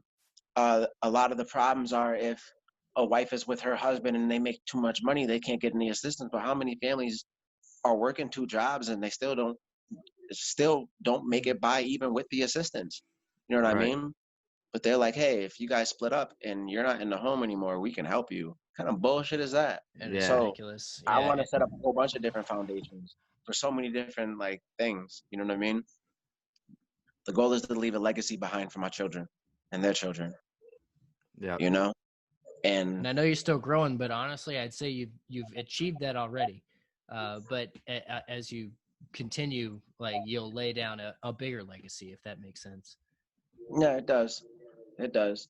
I'm really gonna look into making this book because I'm looking forward to that. Definitely. I feel like I could really reach some people. Yeah. And it'd be dope to just like read it myself sometimes. That would be awesome to read your own book. You know what I mean? And Yeah. would you hear it in the same voice every time, or would your tone change? Well, when I Wow. narrate things in my voice, it's always Morgan Freeman.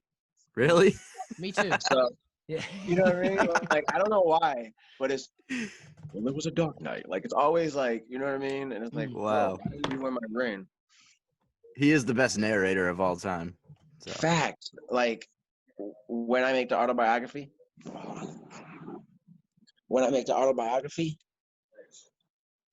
of myself, I'm gonna Yeah. use we're gonna use T.I. for the actor. Okay. Okay. I can Alright. see the resemblance. Switch a little backwards. Yep. No, I don't ever want to act in my own movies. 'Cause I do plan on having movies too. I want to direct Okay. them and produce them. Yep. You can't be the spotlight on everything. You know what I mean? Like some things it's okay to sit in the back for. Yep. Absolutely. You know how many of these movies we like nowadays that you'd be surprised that like the directors and producers, you're like, oh shit, that's what they went. Yeah, I think I've seen that. I forget. Oh my god, I can't even I'm drawing a blank right now. But there's like a lot of big actors that you would expect to be in the movie that are now directing. Why do I Yeah. think Bradley Cooper's a director right now? Like He is. isn't it? He is. Yeah, it's There you so go. crazy. My favorite movies are rom-coms because I'm like this hopeless romantic, horrible. And he's produced a couple of those and directed a couple of those. Word. Yeah, I'm down here. I'm trying to link with Tyler Perry. I'm trying to link with T.I. Like I'm in Georgia. I'm in Stone Mountain. They just had a really big protest here the other day with the Not Fucking Around crew coalition. Did you guys see that? No. I haven't. No. They had about 400 to 500 armed black men out here in Stone Mountain because the KKK said they were going to go Oh, around and right. start killing people. Oh, I wow. did see this. Yeah. Yeah, I got didn't here realize too that's late, what- but I wanted to be there. Yeah, Yeah, that was powerful. And everyone was all Yeah. lined up like it wasn't just a I mob. think I like, did see this actually. Wait, was this in like it was like the birthplace of the KKK or something? yeah, right? where I'm at, Stone Yeah. Mountain. Yeah. Yeah. I did see that. That was awesome. Do you see People like- KKK people like just around? Like, are they dressed? Let me No. tell you something. No. I They're wouldn't not think so, dressed. Yeah. See, racist people nowadays, they It's don't scary, yeah. they're not as open about it. You They're know, they not gonna don't flaunt it. Because they know they will get attacked. Exactly. They're yeah. not dressed up unless there's a perimeter of cops. They're not picking. They're bullies. They're not gonna pick on people unless they're like weak individuals and they see them by themselves. Yep. They didn't come out here when they seen all those black people out here with guns course and they weapons. There wasn't no confrontation. They didn't want no issue because them men came out here ready to lose their lives. Right. You know what I mean? I thought that there also wasn't a KKK anymore. Like I thought he was gone. It's mean- no, it's still around. I guess They just don't wear officially. they just don't wear the hoods anymore. They don't wear the It's an underlying issue. It's an underlying movement. They're not gonna proudly say they're KKK, and the people Right. that are not the faces or the main people in it. They're the sheeps to the slaughter. Do you dig what I'm saying? It's people in political power. It's police. It's a lot of these people I you would see. never expect. Mhm. But that's okay because we're in a strange point in life right now, a turning point. I feel like we're coming close to a war. I don't like speaking on it because it gets me really angry. Yeah. I will say, Frustrating like, topic. Yeah. things feel different this time around since the George Floyd thing. It's like there's just way more of an uprising this time. Like it's from everywhere too. Like I live in a town that's mostly white, like 98% white, and there's Black Lives Matter signs all along my street. Like it's different now. Well, I feel like it's not only are we being killed, but we're also being stuck into our houses with this COVID mess that they're talking about. Not Yeah. only like there's just so much going on, and people can only take so much because we're under so much stress already, and tensions are so high. So it's only gonna be a matter of time before like you see this. When in the history of life have you ever seen this many armed black men in one area? Cops weren't coming out fucking with nobody. Nobody wanted the issue. Right. Like, and from all over the country, because we really feel like war is here. It's not announced. It's not like dun, dun, dun, dun, dun. No, but we're being gunned down. Cops are opening up on people in crowds. Mm-hmm. People are opening up on people in crowds. Like it's a war coming, and it's sad because I feel like when it really, really, really pops off, there's gonna be a lot of torn families, a lot of torn friends. Like it's already happening. People are deleting people out of their lives because of posts they're posting on Facebook. Absolutely. The racism is just coming out at an all-time high because it's been the underlying current in this country forever. Some old guy from my job got fired today. He's been working there 25 plus years. He's 67 years old. He got fired today because he's been making racist comments. Are you serious? Oh my god. Like not like hardcore racist, but he's been saying political things like trying to downplay the Black Lives Matter movement and stuff. So myself and like a few other employees have complained and been like, this guy can't be saying this stuff. And then he said it today and he got fired after 25 years of working there. And like that kind of I was like, wow, like that kind of made me proud. I was like, wow, they really did it. They really got rid of him. Like it's nuts. I tell this to my bros. I say, it's nothing we can change. Yeah. As a black member, as a black person in a black community, all we can do is defend ourselves. It's up to the white people to change the white people. You know what I mean? Facts. Because when they see us, they see hate. They don't listen. They don't hear anything. They're not comprehending anything we're saying. Yeah. You know what I mean? That's why peaceful didn't work. That's why riots didn't work. I say the only thing that's going to work is violence. You know what I mean? Sometimes violence is needed. Violence has solved a lot of things. Yeah. How many times do people go to war because of more minor issues or money or greed or political power? Oil. I mean, people are being murdered. We have a disease out here murdering people too. Like it's just really, really, really crazy. That's why this music needs to hurry up. The self-help book needs to hurry up because we need it. We need it. We all need it. Yeah. Well, at this point, things can only get better or end completely, and then no one's gonna be here. So. Well, it's not. It's gonna get worse before it gets better. Like I don't see like you guys remember Red Dawn, the movie. I'm familiar with it, but I don't know completely. I forget how old I am sometimes. But they actually remade it. I just haven't seen it. It's not like we're gonna have paratroopers running the streets. It's not gonna be like that. It's gonna be like just oh my god, like a Call of Duty fucking map. Yeah. Like it's gonna be ridiculous. I'm gonna be underground in my subterranean house somewhere with my loved ones or my island way out in the sea. But I don't believe you see the other countries all over the world. Like it's civil unrest everywhere. It's not just gonna be here. Yeah, and for many different reasons. There's People lot just of get things going on. frustrated with their leaders, and leaders get frustrated with their people, and then there's different factions. I mean, it's been happening for a Ever. long time. Yeah, and it's Mhm. it's like it's honestly maddening. Like I was talking like a couple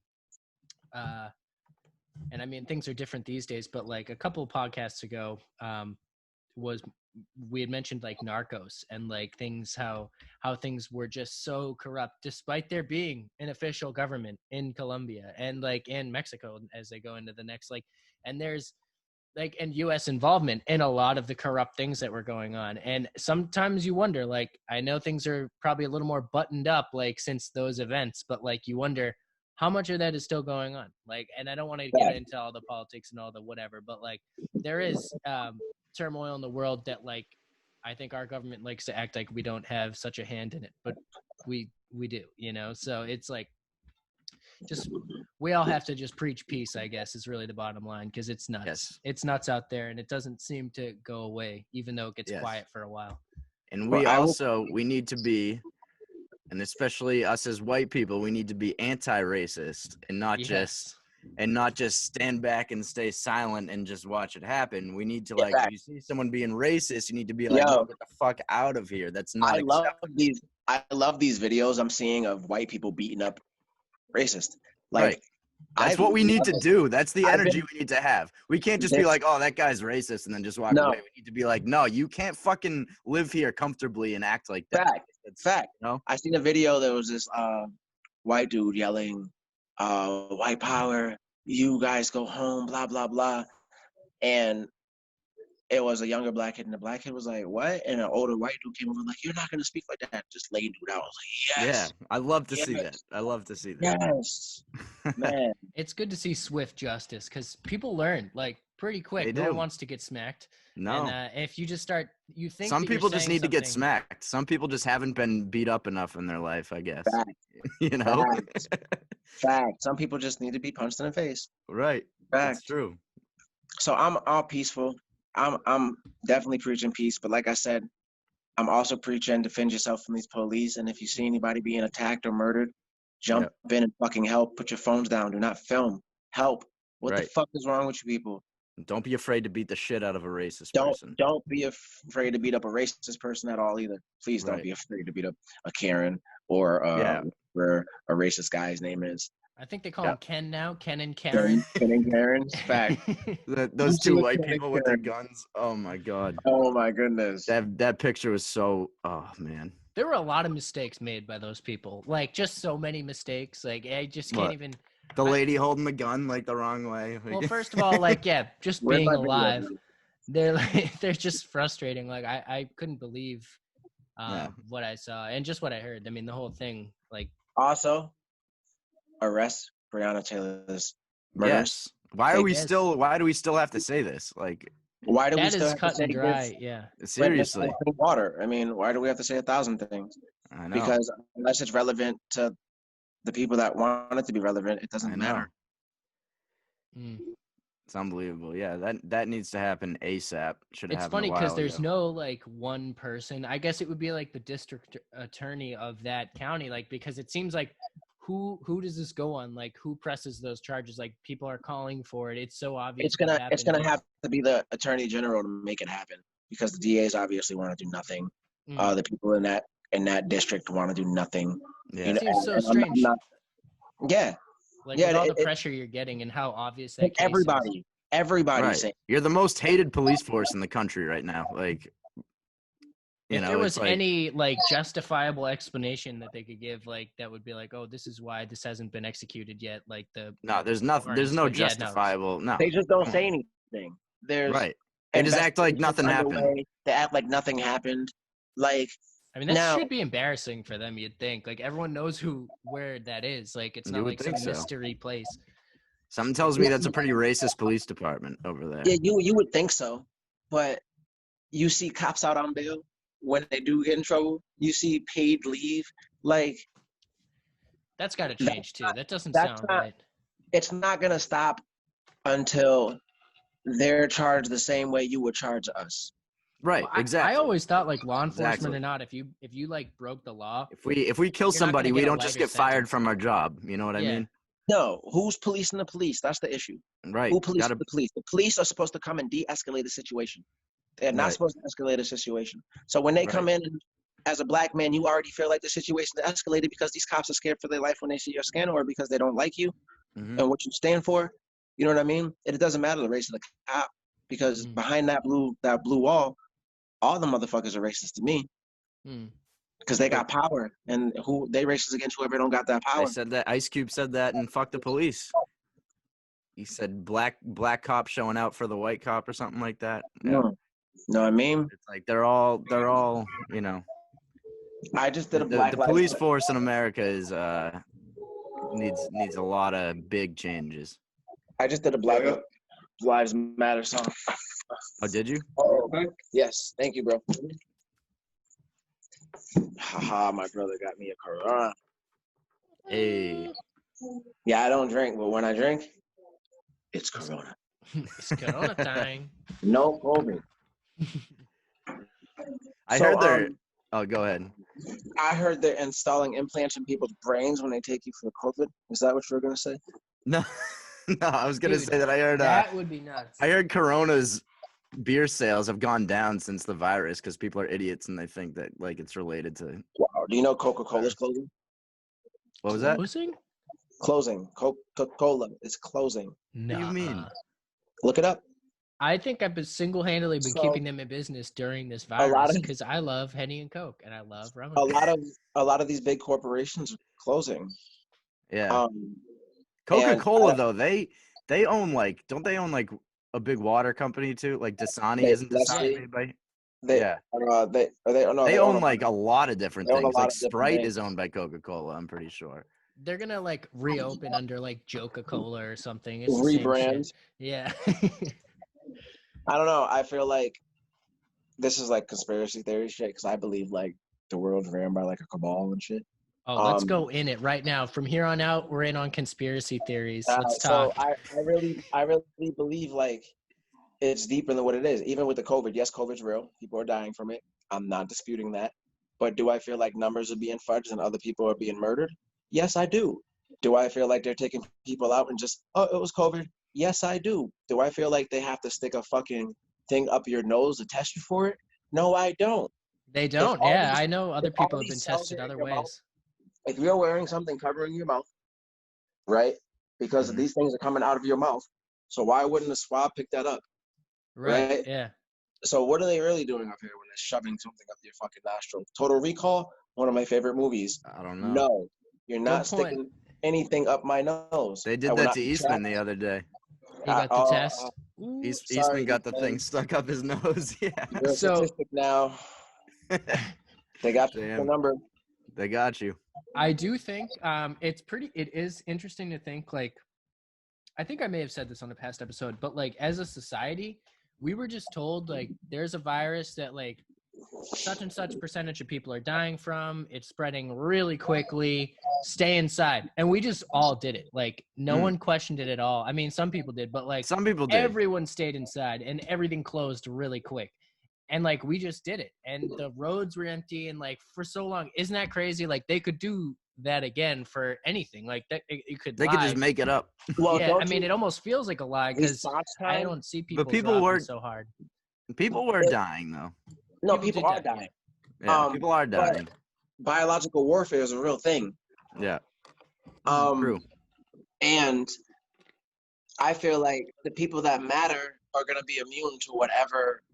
So this gets into it deep too, but you know, they can genetically modify things to attack certain genetics in the body and blah, blah, blah. So what if this COVID was sticking out certain markers in people that they genetically or designed it that way because some of the people that they would like to take out? Even if, oh man, I'm actually writing about, this is one of the plots of my novel. Okay.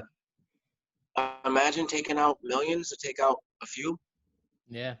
Well, some people probably don't care. Yeah, like you know what I mean? So imagine they want to depopulate because the less people you have, the more control you have, right? It's easier to control a smaller mass of people. Yep. So like you said, they tested and we all ran inside and everybody was getting this money. They're happy. They're getting this money, sit inside, listen to what we're telling you. Now, who's to say they can't do that again and lock us all down? Yeah, like this If could be they a dry install- run. They're like, oh, everyone they are- listened. Yeah, They already installed Right. military, everything, everywhere. yeah, it's was it's a in little LA. weird to think because you could next thing could be like remember that time there was the this was like a year or two ago. There was like someone just like hit the wrong button for like an emergency and they said there were active missiles headed towards Hawaii. And Yes. people Yeah, were I like, remember that. I "What?" remember Like, that. Yep.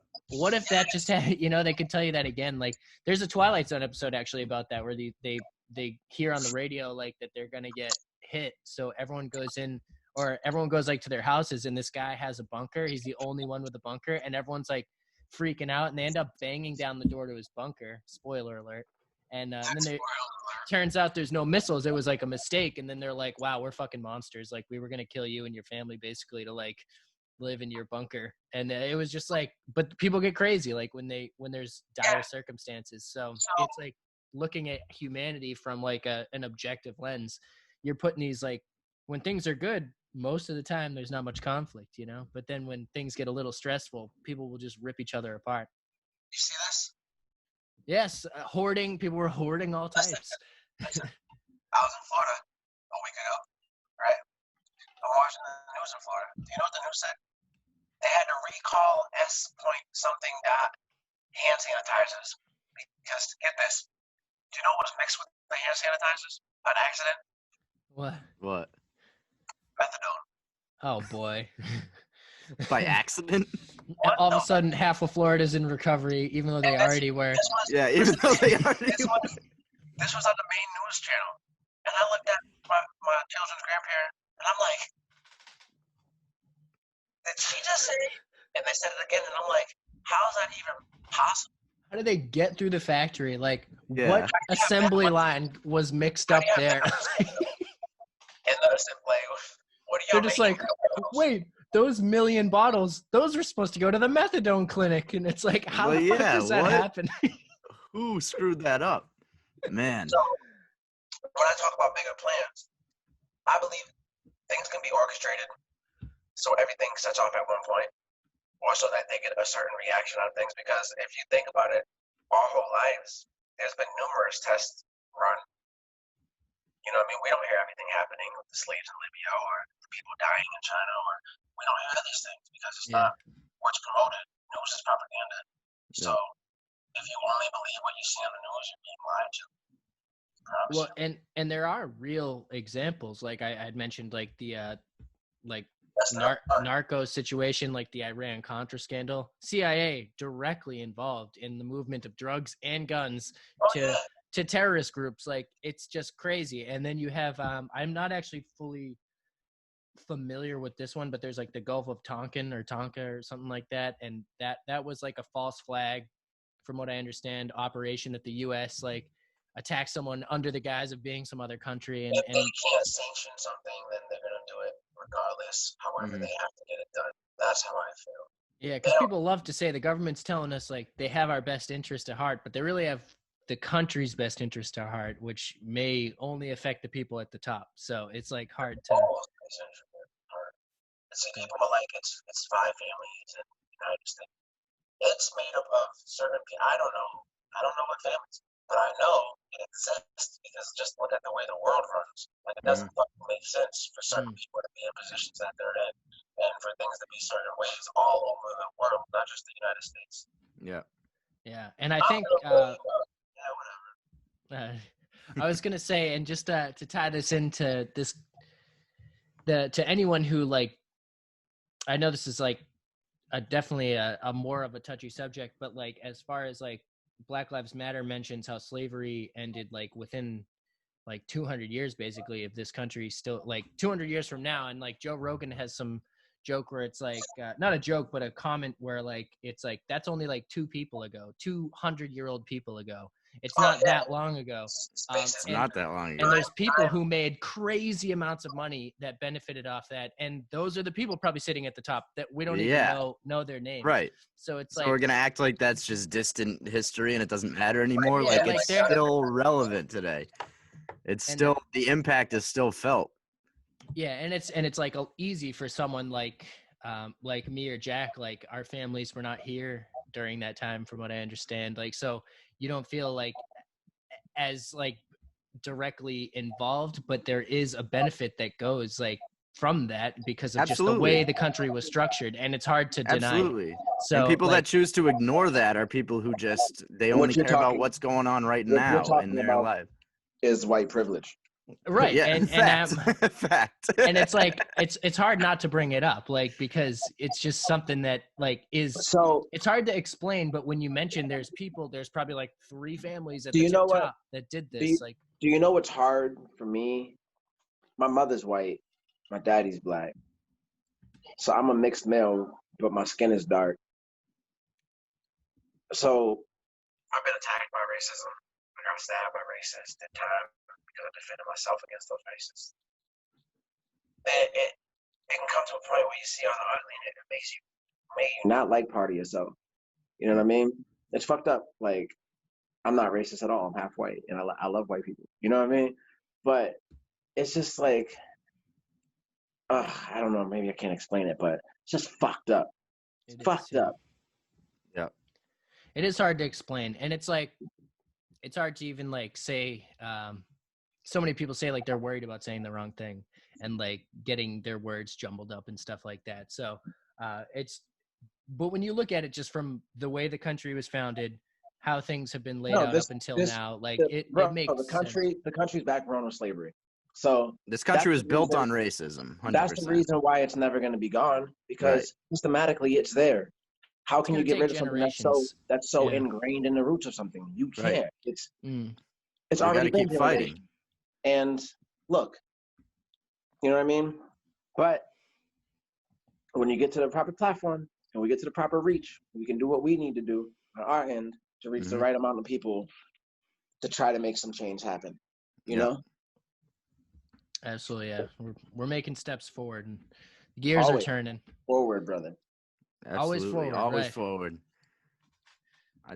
I definitely feel a big I definitely feel a change happening. Mm. Whatever that means, I don't know, but it's good to see the way people have reacted in the past couple months.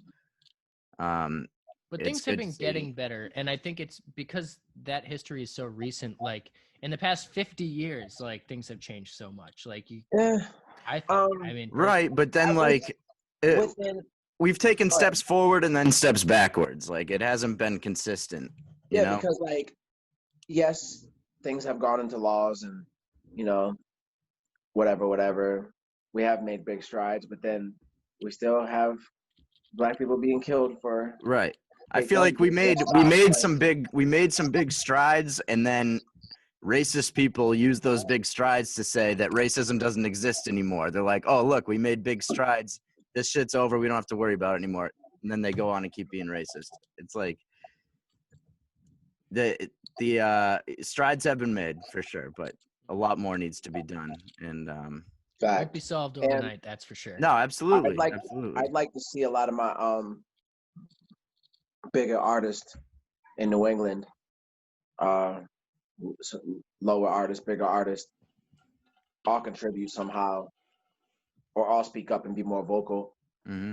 And I will say this: if you're a white artist in hip hop and you haven't spoken out, eat a dick and when you see me swing. Fact. Fact. That's Fact. so true. You can't Um, love black culture and not love black people. You Like can't love that's my culture and not stick up for my people. right. It's Absolutely. not right. Absolutely. You know what I mean? So I'm really vocal about that. I feel some kind of way about it. So what I'm saying is to my New Englanders, y'all watching this, y'all hearing this, speak up. You see racism, fight back against it. And if you feel some kind of way and you're not educated on something, open your mouth and ask about it. Don't be ignorant. Don't be stupid. But talk to your And fellow people. don't get defensive or insecure because you don't know everything. Don't act like, Exactly. you know what I mean? Don't say, "Oh, I just learned something I didn't know," and all of a sudden get defensive and say, "Oh no, that's not what I know, so that's not right." You know what I mean? You got to be open to new ideas and adapt. It takes Fact, a I'm big down- person to change your perspective based on new Absolutely. information. Absolutely. I'm Don't be down to stubborn. I'm down to have conversations with people that may be racist because I understand it's how they grew up. Mm, That's what they know. right. I've been around it a lot, being where we're from. You know what I mean? Been in New Hampshire a lot, and it's rapid up there. I can, yeah. New Hampshire's Crazy up a there. lot of rednecks up there. A lot of rednecks, but it's how they're raised. They don't know any better. So I'm Right. always open to have a conversation and try to change somebody's ways. But if not, then it's just a swift kick to the neck. You know what I mean? Yeah, But at least you absolutely. try. At least you try. Always try a positive approach before the negative approach. Absolutely. Always try Don't to attack someone for their views. Try to Always- change their views, and then always try to give somebody the benefit of the doubt. Don't just automatically assume they're a bad person and they need to get hurt. No, Right. always try to go the positive route. Always try to walk away. But if you can't, Yeah, and I think most people have to you have to come from a place of love, and a lot of the times people aren't. And if you try to approach someone from a place of love and they're coming from a place of hate, it will clash. Even though what you're doing is positive, they're gonna try to make it negative. I get the love thing, a place of love, but it depends on your position. So this is what I mean by that. There's warriors for the cause, there's speakers for the cause, and there's just regular people for the cause, right? And I'm talking any cause. Catholics, they had warriors, right? People going to war for them. So what I mean by that is, if you out here warring on the front lines, you ain't got time for love. You ain't got time for that. You ain't got time to be trying to preach to these people. If it's war, it's war. Everybody get it. If they ain't on your side, they against us. Yep. But for the ones that you give the benefit of the doubt to that aren't outright just nasty, yes, go with love. Try to be loving. But if you that first moment when they're being combative, fuck them up, because now it's to the point where they just trying to fight. Or even if they're not trying to fight, I'm not mentioning words with no racist. We can conversate. I'll do my best to be nice to you, but as soon as that first ignorant shit come out your mouth, right. I'm As soon as you show your true colors and show that you're a racist, which all it takes is that one statement where statement where they just prove everything that you thought about them, and you're like, yep, you are a racist, okay. And then you were saying, that's something that I think when that becomes more popular, when people just immediately smack a racist comment, or when people feel a quick justice from saying things that they shouldn't say, they'll stop saying them. It'll become part of make racists uncomfortable again. Yeah. That's the motto. Uncomfortable. I told them what it was. They don't want to go there though. They got an issue. They say something against me. I have them grabbing that issue. Listen, it's crimes against humanity. I'm here now with Boston's Big Four. Got a chance with racism that I will explore. But they said, what you want more? Is it COVID-19? It's music that I'm needing. I bring reality from pipe dreams. Shorty, listen, I got no time for love now. I got emotions, and right now it's getting rough now. The cops want to shoot us, polluting our minds. The news is propaganda. I can't believe it. Leave it behind. Want to get up off this ground so we can touch the sky now. It was like you smoking on that Mary Jane, you high now. When I get to drinking, it's always that Corona, but no COVID, and I don't want it. If you find it, you are gonna got a quarantine for 14 days. Got me locked up in my mind in 14 ways. I'm trying to speak about conspiracies, but they don't want to listen, because they just hear everything they got and what they're giving. I'm done. Impromptu freestyle. I love it. I love it. Relevant. Definitely hitting on all the topics. I heard him put the beat on, and I was like, "Oh, I need this in my life right now." Yep. You hear a beat, you just can't help it sometimes. We put this out into the ether before, but I think Boston's Big Cipher is something we should get working on, and we'd love to have you on.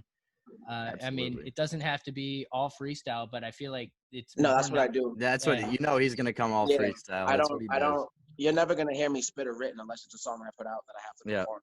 Okay. But if it's a cipher, then I'm always going off top because I got something to prove. Yeah, and it's that's impressive because a lot of people can write songs. Not many people can freestyle like that. It's a different talent. It's a different level of talent. Yeah, it's a muscle too, and you're flexing it every day. So I'd be surprised if there was anyone who could hit it as hard as you. Yeah. Thank you. Look at my brother, guys. This is Yo, what's going on? Southbound wow. Beats. What I was telling y'all. This is Word. Podcast. What's up? Oh, that's a podcast. Podcast. Yeah, we're on a podcast right now. What's going on? Oh man. Sick studio. What up, though. Yeah, he That makes is, it's a amazing, nice setup. Yeah, he makes amazing beats. I've been here 4 days and we've done 7 songs written and recorded. Word. Putting in work. All right, let's do a little fun real quick. Give me a word. Oh, okay. right. Basketball. Ugh, Okay, let's do a different one then. let it rock, G. He said basketball. I'm dribbling down the court. I tell that shorty, listen, this divorce I thought you want. She said she didn't want it at all. She wants her body. I said, okay, I'm about to shoot. Ooh, I'm Ginobili. She said, how you did it later? I beat Kobe. I don't even know no Bud Light. sports. So my retort is I don't drink Bud Light. I only sip Corona because that shit just feels right. But this a new type because it's in a brown bottle. If you got that Bud Light, ooh, I need a Bud model. I want to roll it up and smoke it up and light it up. She said she loved me. I told her to come and drink and chill. She said she doesn't drink. I said, now what you think? I like that Bud Light, baby. Let me go. What iPhone. words I'm waiting for? Oh, my bad. He said iPhone. iPhone, but I'm saying Yeti. You got Oh, two. Yeti. Kenny? Yeti. Yeti? Yeti. Oh, microphones. Like a Yeti mic. Yeah, there you go. Oh yeah, yeah. I don't got no Yeti microphone. I got a new man, and it's nice I can't leave it alone. When I'm on this mic, and I go crazy, yeah. If I had a Yeti mic, I'd be with a Yeti up on that mountainside of hill. They're like, tell me what you need. Listen, I'ma pop that. Baby, if you want it, you can get it. Can you drop that? Told me that you like my style and like my purpose. Trying to help you realize that your work is love. And you find it inside of your love. You can Quarantine. get it out of love. I'm gonna help you feel it for yourself. I understand this what we're going through. You put a reggae beat on, like what you gonna do? But it's okay, cause I can ride it whatever they're saying. I had a high dream, I'm like that, but if you don't dream big, you should have dreamed it all. And when I get the money, promise I'm gonna hit them all. I'd rather invest in businesses than real estate. They like the Lomel, that's so big. You know me, I'm trying to help more. And get my purpose, trying to make it to the best every day till I go with my hearse. And they don't understand I had to work hard. The person they wanna know about me, I make music without purpose. Celtics. Kids of your family. I can't even hear you. I said Celtics.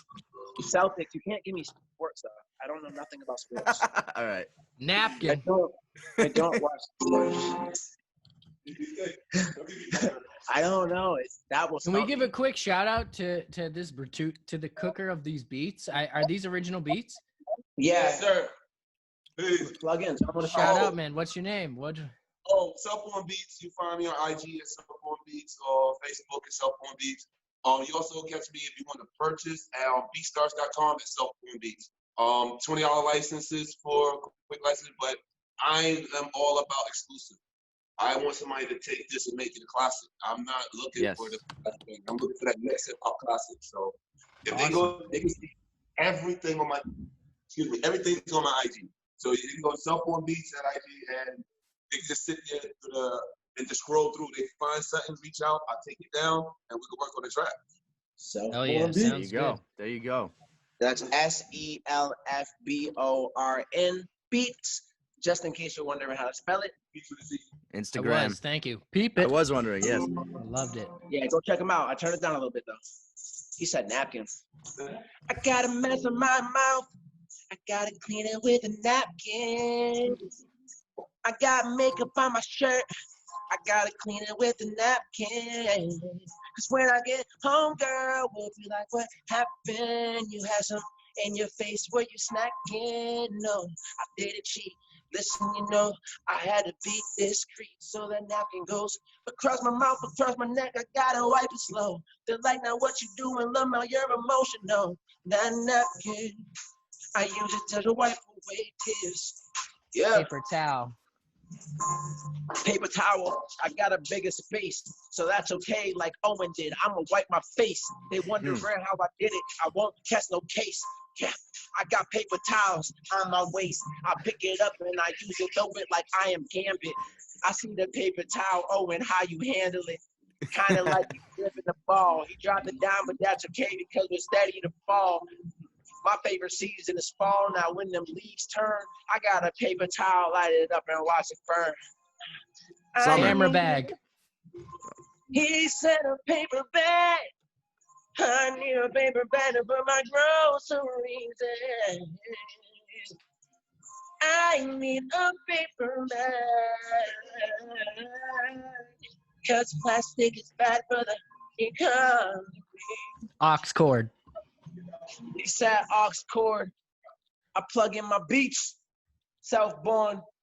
We from the streets. Fire. Love it. Love it. I love it. All right, we're gonna do one more. We're gonna do one more beat.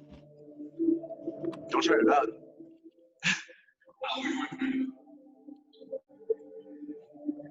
All right, first topic. Give me topics now. School. I'm trying to educate and teach you, like your teacher wanna reach you. The most I talk to up on phones. You need to register in the mouse school. I can teach you all about energy, energy, energy, energy. After one time, you remember me, this my course. I'm teaching all of them, this is my semester. Come to my school, guarantee that they will not invest. Yeah. Other things that I'm doing now, other things that I'll be pursuing now. But if you want good grades, Nightlife. and study. You say nightlife? Okay. So it's nightlife, and I'm all up in the club. Shorty trying to get my number, my IG, cause she really wants some love. I'm like, pipe life, I can't do that to you. But I'm on stage with this mic and I'm performing, girl, it's true. She's like, it's club night. I don't really go out. I be chilling in the corner with my Corona, that's what I'm all about. But if you start talking that music, then I use it to speak about how you handle yourself. Because everybody's focused on their own life, generating all their wealth. Me, I ain't worried about no money right now, nah. Shorty even over getting piped down, nah. Worry about lifting up everybody that's feeling down. That's really how I feel like, huh? It was like how you do it when you feel depressed. When you wake up and you smile, when you know you're feeling stressed. I just do what I gotta do because I feel blessed. Yes, Lomel's on the journey, on this quest. Gotta make it through, I gotta make it happen. Singing, switch up the flow to rapping. They told me they like the dinosaurs because I said I take them back to Jurassic, them old days. OJs, now they need me and I'm so paid, but I'm not. Because the fact is that I'm broke on my pockets be working. I lost for a second. That was fire. Love that though. That was fire. I felt like it was appropriate to go from school to nightlife, you know? It seemed like a good transition. That was a great one. That was good. That was good. That was fun, Yeah. guys, though. Just warming up. That was fun. That was Yeah. fun. Love having that. I mean, it's not often that we get, I mean, it's never That's happened the that we've had first- someone freestyle except for you. Yeah. Definitely the first person who's freestyled on Zoom for us. Over self-porn beats too. So Yes, if y'all feeling those beats, go look them up on BeatStar. absolutely. Instagram, follow them, show my brother some love. You know what I mean? Absolutely. Those beats hit. Yes. Do it. Oh, all right, maybe one more. Hold on. I'll give you some love. Ready? I like that I synth. don't believe in love no more.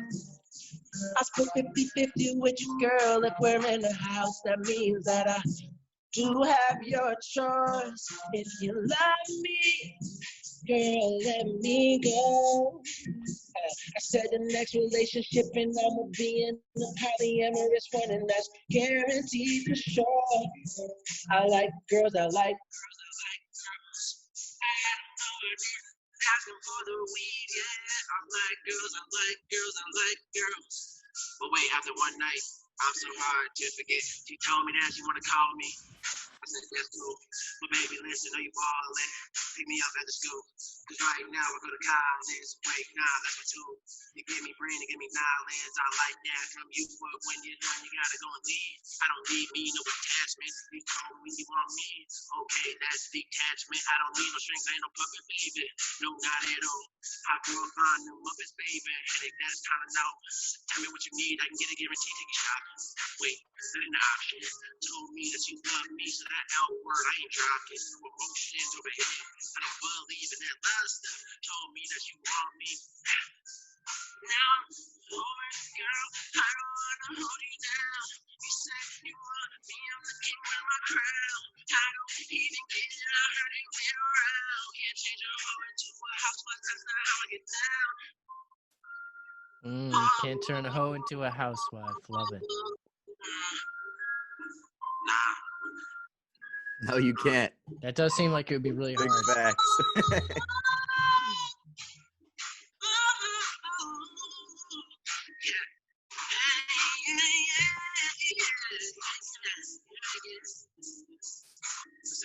Can't change a hoe into a housewife, but you can love yourself. You don't even need to listen, just act right. Cause once you learn to love yourself, then you don't care about the validation. You can be okay with yourself, no matter who is hating. Listen, this is guaranteed. That's how Lomel said he's skating.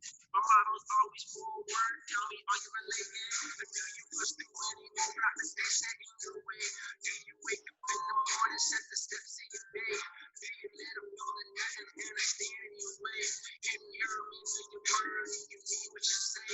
Beach almost over, but I guess it's okay. I got a quarter in my hand, my brother got it today.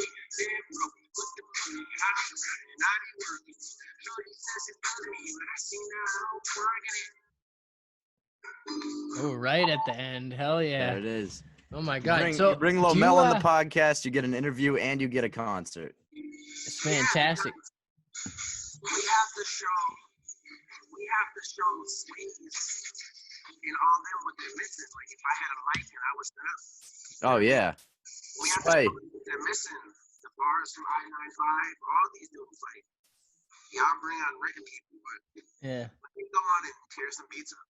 That'd be huge. And actually, I wanted to ask you, are you counting those 16 in your head, or do you just feel that all the way through? I just ride the beat. I just go. Yeah. Yeah, you ended right on. I mean, that was nuts. I thought, like, I mean, I can see why That's people years would of question. practice. Yeah.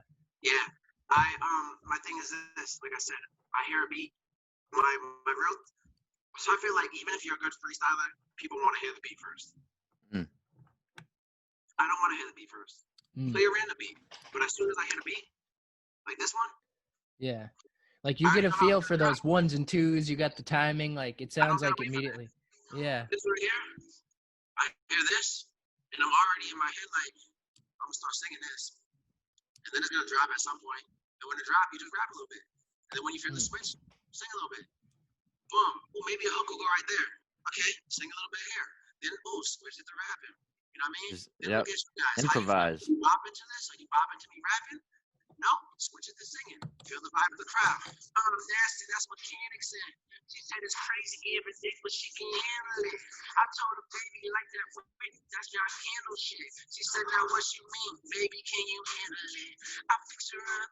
I told her I gave her the rules. She said she needs some knowledge, so I gave her family jewels. I gave her recipes so she can go and bake. I said them other dudes she loving, yeah, I swear they fake. They didn't help her to lift her up, no, not at all. I'll be the one to pick her up every time she falls. She needed something substance, so I gave it to her.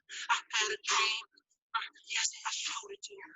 I even let her know she was by my side, we cool. And now she said that she loved me, put me through school. But that's my freak, baby. Yeah, that's my pick a week. Told me that she wanted, so I freaked till she fall asleep. I'm so open, baby, you know it's outrageous. You said you're fighting Black Lives Matter, I'm so courageous. But that don't matter. Listen, I'm standing up, not afraid of nobody that's against me. So shorty, where you ride? Shorty, where you ride with me? Shorty, where you ride? Now I made a little Shorty, when you ride with me, I know she doesn't go that other direction. She's hopping in the whip again, turning on the music that she likes. I'm forgetting again. Is she gonna drive her on the passenger side? Whatever she needs is cool with me. Let me know I'll abide. Listen, I'm like a genie in a bottle. Call me Will Smith. Baby, you need me, you can get it. Listen, the wheel of fortune, you picking letters out every word. Told you it's absurd, but baby, can we fuck out on that curb, baby? Are you really down to ride? You know what I mean? There we go. Just making a song on the spot. It's like wouldn't take much production to polish that up and like make a track. That's like you could crank out a track if you wanted to. What he says about the drop too? You could I feel like a cool concept would be like if you were ever on tour, you could make an album like on the road probably. Like you make a song a night. Make an album on the road. If I was on tour one day ago, but COVID stopped it. Right now we're locked down, but I pack my bags and I pick a spot, and then I arrive in town. I told them what they need and I believe it. I'm right here. I ain't going nowhere else. I promise I am never scared. I'm fully prepared when I meet opportunity there. Wait till like a star, know the galaxy fair. I'm here now, made it clear now I arise. I told them it's okay, purpose inside. They told me they don't believe it, it ain't lies. You can see it in my actions, how I'm moving in my eyes. I'm here now. Yeah. So then you just feel it and go, and it's like, oh shit. Just comes naturally. Yeah, that's awesome. That is a serious talent to be able That to really is. create. Listening. I appreciate listening. Yes, hey, of course. Thank you for gracing us. Honestly, not many people would do that even if we asked. So I appreciate Seriously, yeah, thank you. Of course. Anytime you guys want to freestyle, hit me up. I'm down there. I am gonna. I love freestyling. Yeah, Listen, Owen's a big freestyler. Owen, follow me. We can have Zoom freestyle session. I'm down. We can do it every day you're free. Hit me up, and I'm down to cipher with you and get you better and polished. I promise. Jack can attest to this. I might I'm jump in annoying at asking people to freestyle. I used to always be like, "Hey, who wants to cipher?" They're like, "I've literally never rapped in my life," and I'd be like, "No judgment, no judgment. Let's get in." It's all right. Yeah, I love that. Yeah. Because that is great. how you know, there's so many people that artists I speak to, and I'm like, "Yo, let's freestyle." I don't freestyle. You're fucked up right Yes, there. you do. You think stuff up in your head. Everyone freestyles. Yeah, yo. Right. Life is a I'm freestyle. about to give you the easiest explanation of freestyling. It's conversation with melody. Okay. That's all it is. I Yeah. could talk. I could sing everything I'm talking right now, and it would sound dope. True. Yeah, You know what I and mean? it's like it does like I guess take a rudimentary understanding, and if you are an artist, you should have this, but like a rudimentary understanding of the timing, and like when you hear a beat, like you're saying, you may have never heard the beat before, but you know when the drop's gonna happen. Like you just kind of feel that. You can feel it. You can feel it. Yeah, and it's like, and it's one of those things. Like I guess maybe that's what they say when they're like, you have it or you don't. Like, does someone know when that drop's coming, or are they like, oh my god, the drop came? I think to a certain extent people are born with it, but then it's something that you can like work on over time and get better at too. Yeah. Yeah, I feel because I'm not an artist that you can hit the keyboard and be like, what note is that? I couldn't do that. I couldn't tell you that. I can't read music. I don't know none of that. But I can freestyle my ass off. And that's what I'm prideful about. That's my I can sing, I can rap. Cool. There's a lot of people that can sing. There's a lot of people that can rap. There's a few people that can do it well like me. But can you freestyle them both? That's what my thing is. That's my shit. That's my niche. You know what I mean? Yeah. But not a lot of people can. I'm trying to figure out. So if you guys have any other podcast people that want to have a guest like me on the freestyle, let me know, please. Because Oh yeah, we'll seed you out there. We'll figure it out. Yeah, we'll definitely reach out. Because I'm so down now. I could freestyle for hours. You guys. Oh, I know you could. I know you could. Oh my god. You don't stop. When, I love it though. I got to see what the Guinness World Book of Records is, because maybe I can break a record. Oh, Let's that'd do be it. sick. Yeah. All right, let's go for that. Longest We're- freestyle. Hold on. We're I'm still on calling the it phone. right now. We I'm want to gonna be. I'm gonna look it up right now. I'm still on the phone. Oh yeah, Alright. I can do it a quick Google. Yeah, look it up. Longest music freestyle.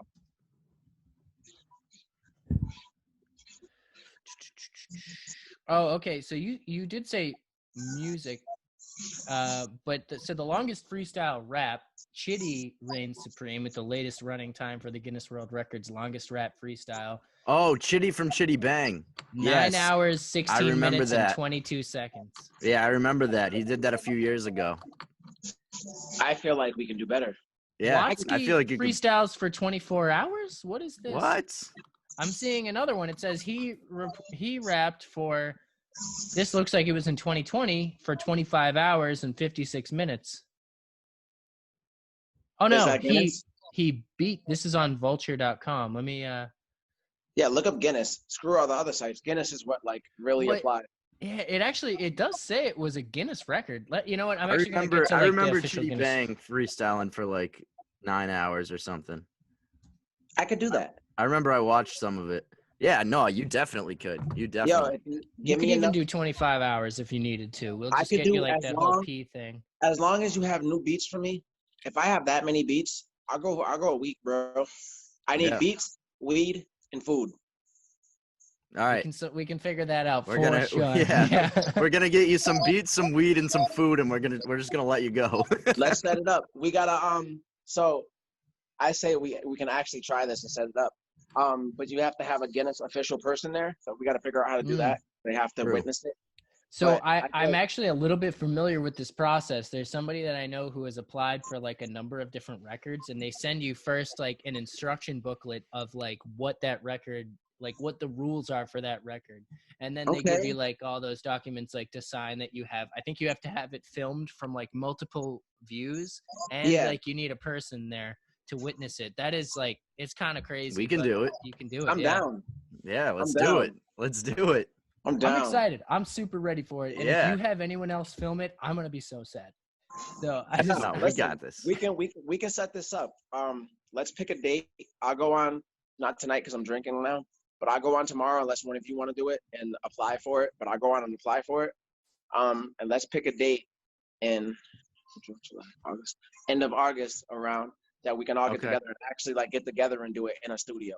You know what I that mean? would be Oh, sick. That would be awesome. Let's do it. Yeah. 100%. And I have a video. video. Isaac Ramson. Yep. I'm I sure know him. he'd probably come and video it for us. Word. That'd be dope. And we can get a couple other film people so we have the different views. Yes. So coordinate with each other, pick a date in August, and I'll figure it out with the plane tickets and shit. And we can Oh, get this yeah. thing cracking because Oh yeah. I think that'd be a pretty dope record to have. Let's make history. Yeah, do it. and I'd just love to be there. That would be sick. Yeah. So let's do it. Let's 100%. do it. Well, I'm gonna need y'all motivation too throughout the time, like giving me words and topics and. Oh, yeah. people. I hope that's not against the rules. But otherwise, we'll see. We'll figure it out. As We'll long figure it out. I'm gonna watch Chitty's to see like, did he stop? Like, Mm. did he eat? I forget. I remember I I'll just watched put it. all types of like weird art and things in the room for you to just That I like can draw fact. inspiration. Yeah, from. really, Yeah. fact. That's Yeah. smart. Yes. I'll choose a list of topics and words beforehand. So random You know what? ones. Let's not things that tell everyone our techniques. They're gonna try. To Oh, you're right. You're Well, right. listen, I challenge anybody to freestyle for 25 hours, 26 Yeah. hours. That's Seriously. true. Let's tell them the techniques. If you feel like you can actually do that, yo, listen, go ahead, brother. Give Yeah. me something else to beat because whatever you do, I'm gonna beat it. I promise you. Mm. I freestyle for fucking days. I got so much ammunition in here. Like I've been through so much Yeah. shit. Listen, I freestyle. Wow, this is gonna be great. You probably You guys- freestyle in your sleep at this point. You guys just made me excited. This is gonna be great. This is gonna be dope. It's gonna be really I'm great. excited. Man, Oh man, this facts. is, So if you did, this is Mhm. groundbreaking. But as far so right now, that's gonna be first thing that's coming out now is the new album, right? And that's gonna be August No. 3rd. Therapy. no. The video No, for It's Over comes out August 3rd. August Oh, 3rd. I Then yeah. we drop the next single in the middle of August. Then the next video at the end of August, and then the next single, the next video, then the album. We're building up, so it's Oh, gonna I be see. single video, album, And then we're working on some pretty big features, and I mean like A-list features. I can't say That's into what's them. up. All right. It's all fluid too, because you don't know what's gonna happen. You don't know if this blows up, the next one blows up, what happens in between them. But that's the set plan. You gotta have a plan to stick to. Yeah. Okay. But yeah, that's it so far. And breaking Guinness records freestyling. Yeah, looking forward to it. I'm honestly excited. And social media, are you just is it all Lomel's World? Lomel's or- World, right? Yes, you can find me on everything under Lomel's World. Twitter, add a 1 after that. Everything else is Lomel's World. That's LOMELS World, WORLD. In case you can't spell that. Well, you know, some people, hey, Hey, it happens. I'm not a judge, but make it easier, right?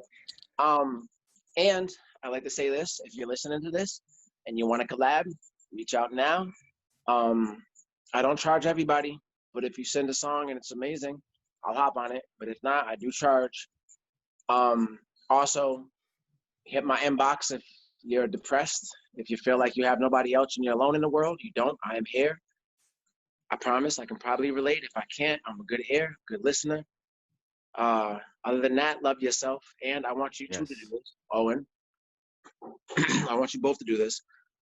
Self-affirmations are big with me. So I want you guys to go look in the mirror tonight or in the morning, but try to do it tonight before you go to bed. And tell yourself you are great. Tell yourself you are incredible. And tell yourself that you love yourself. Say it like, I am incredible. I am great. I love myself. And say it 3 times each time.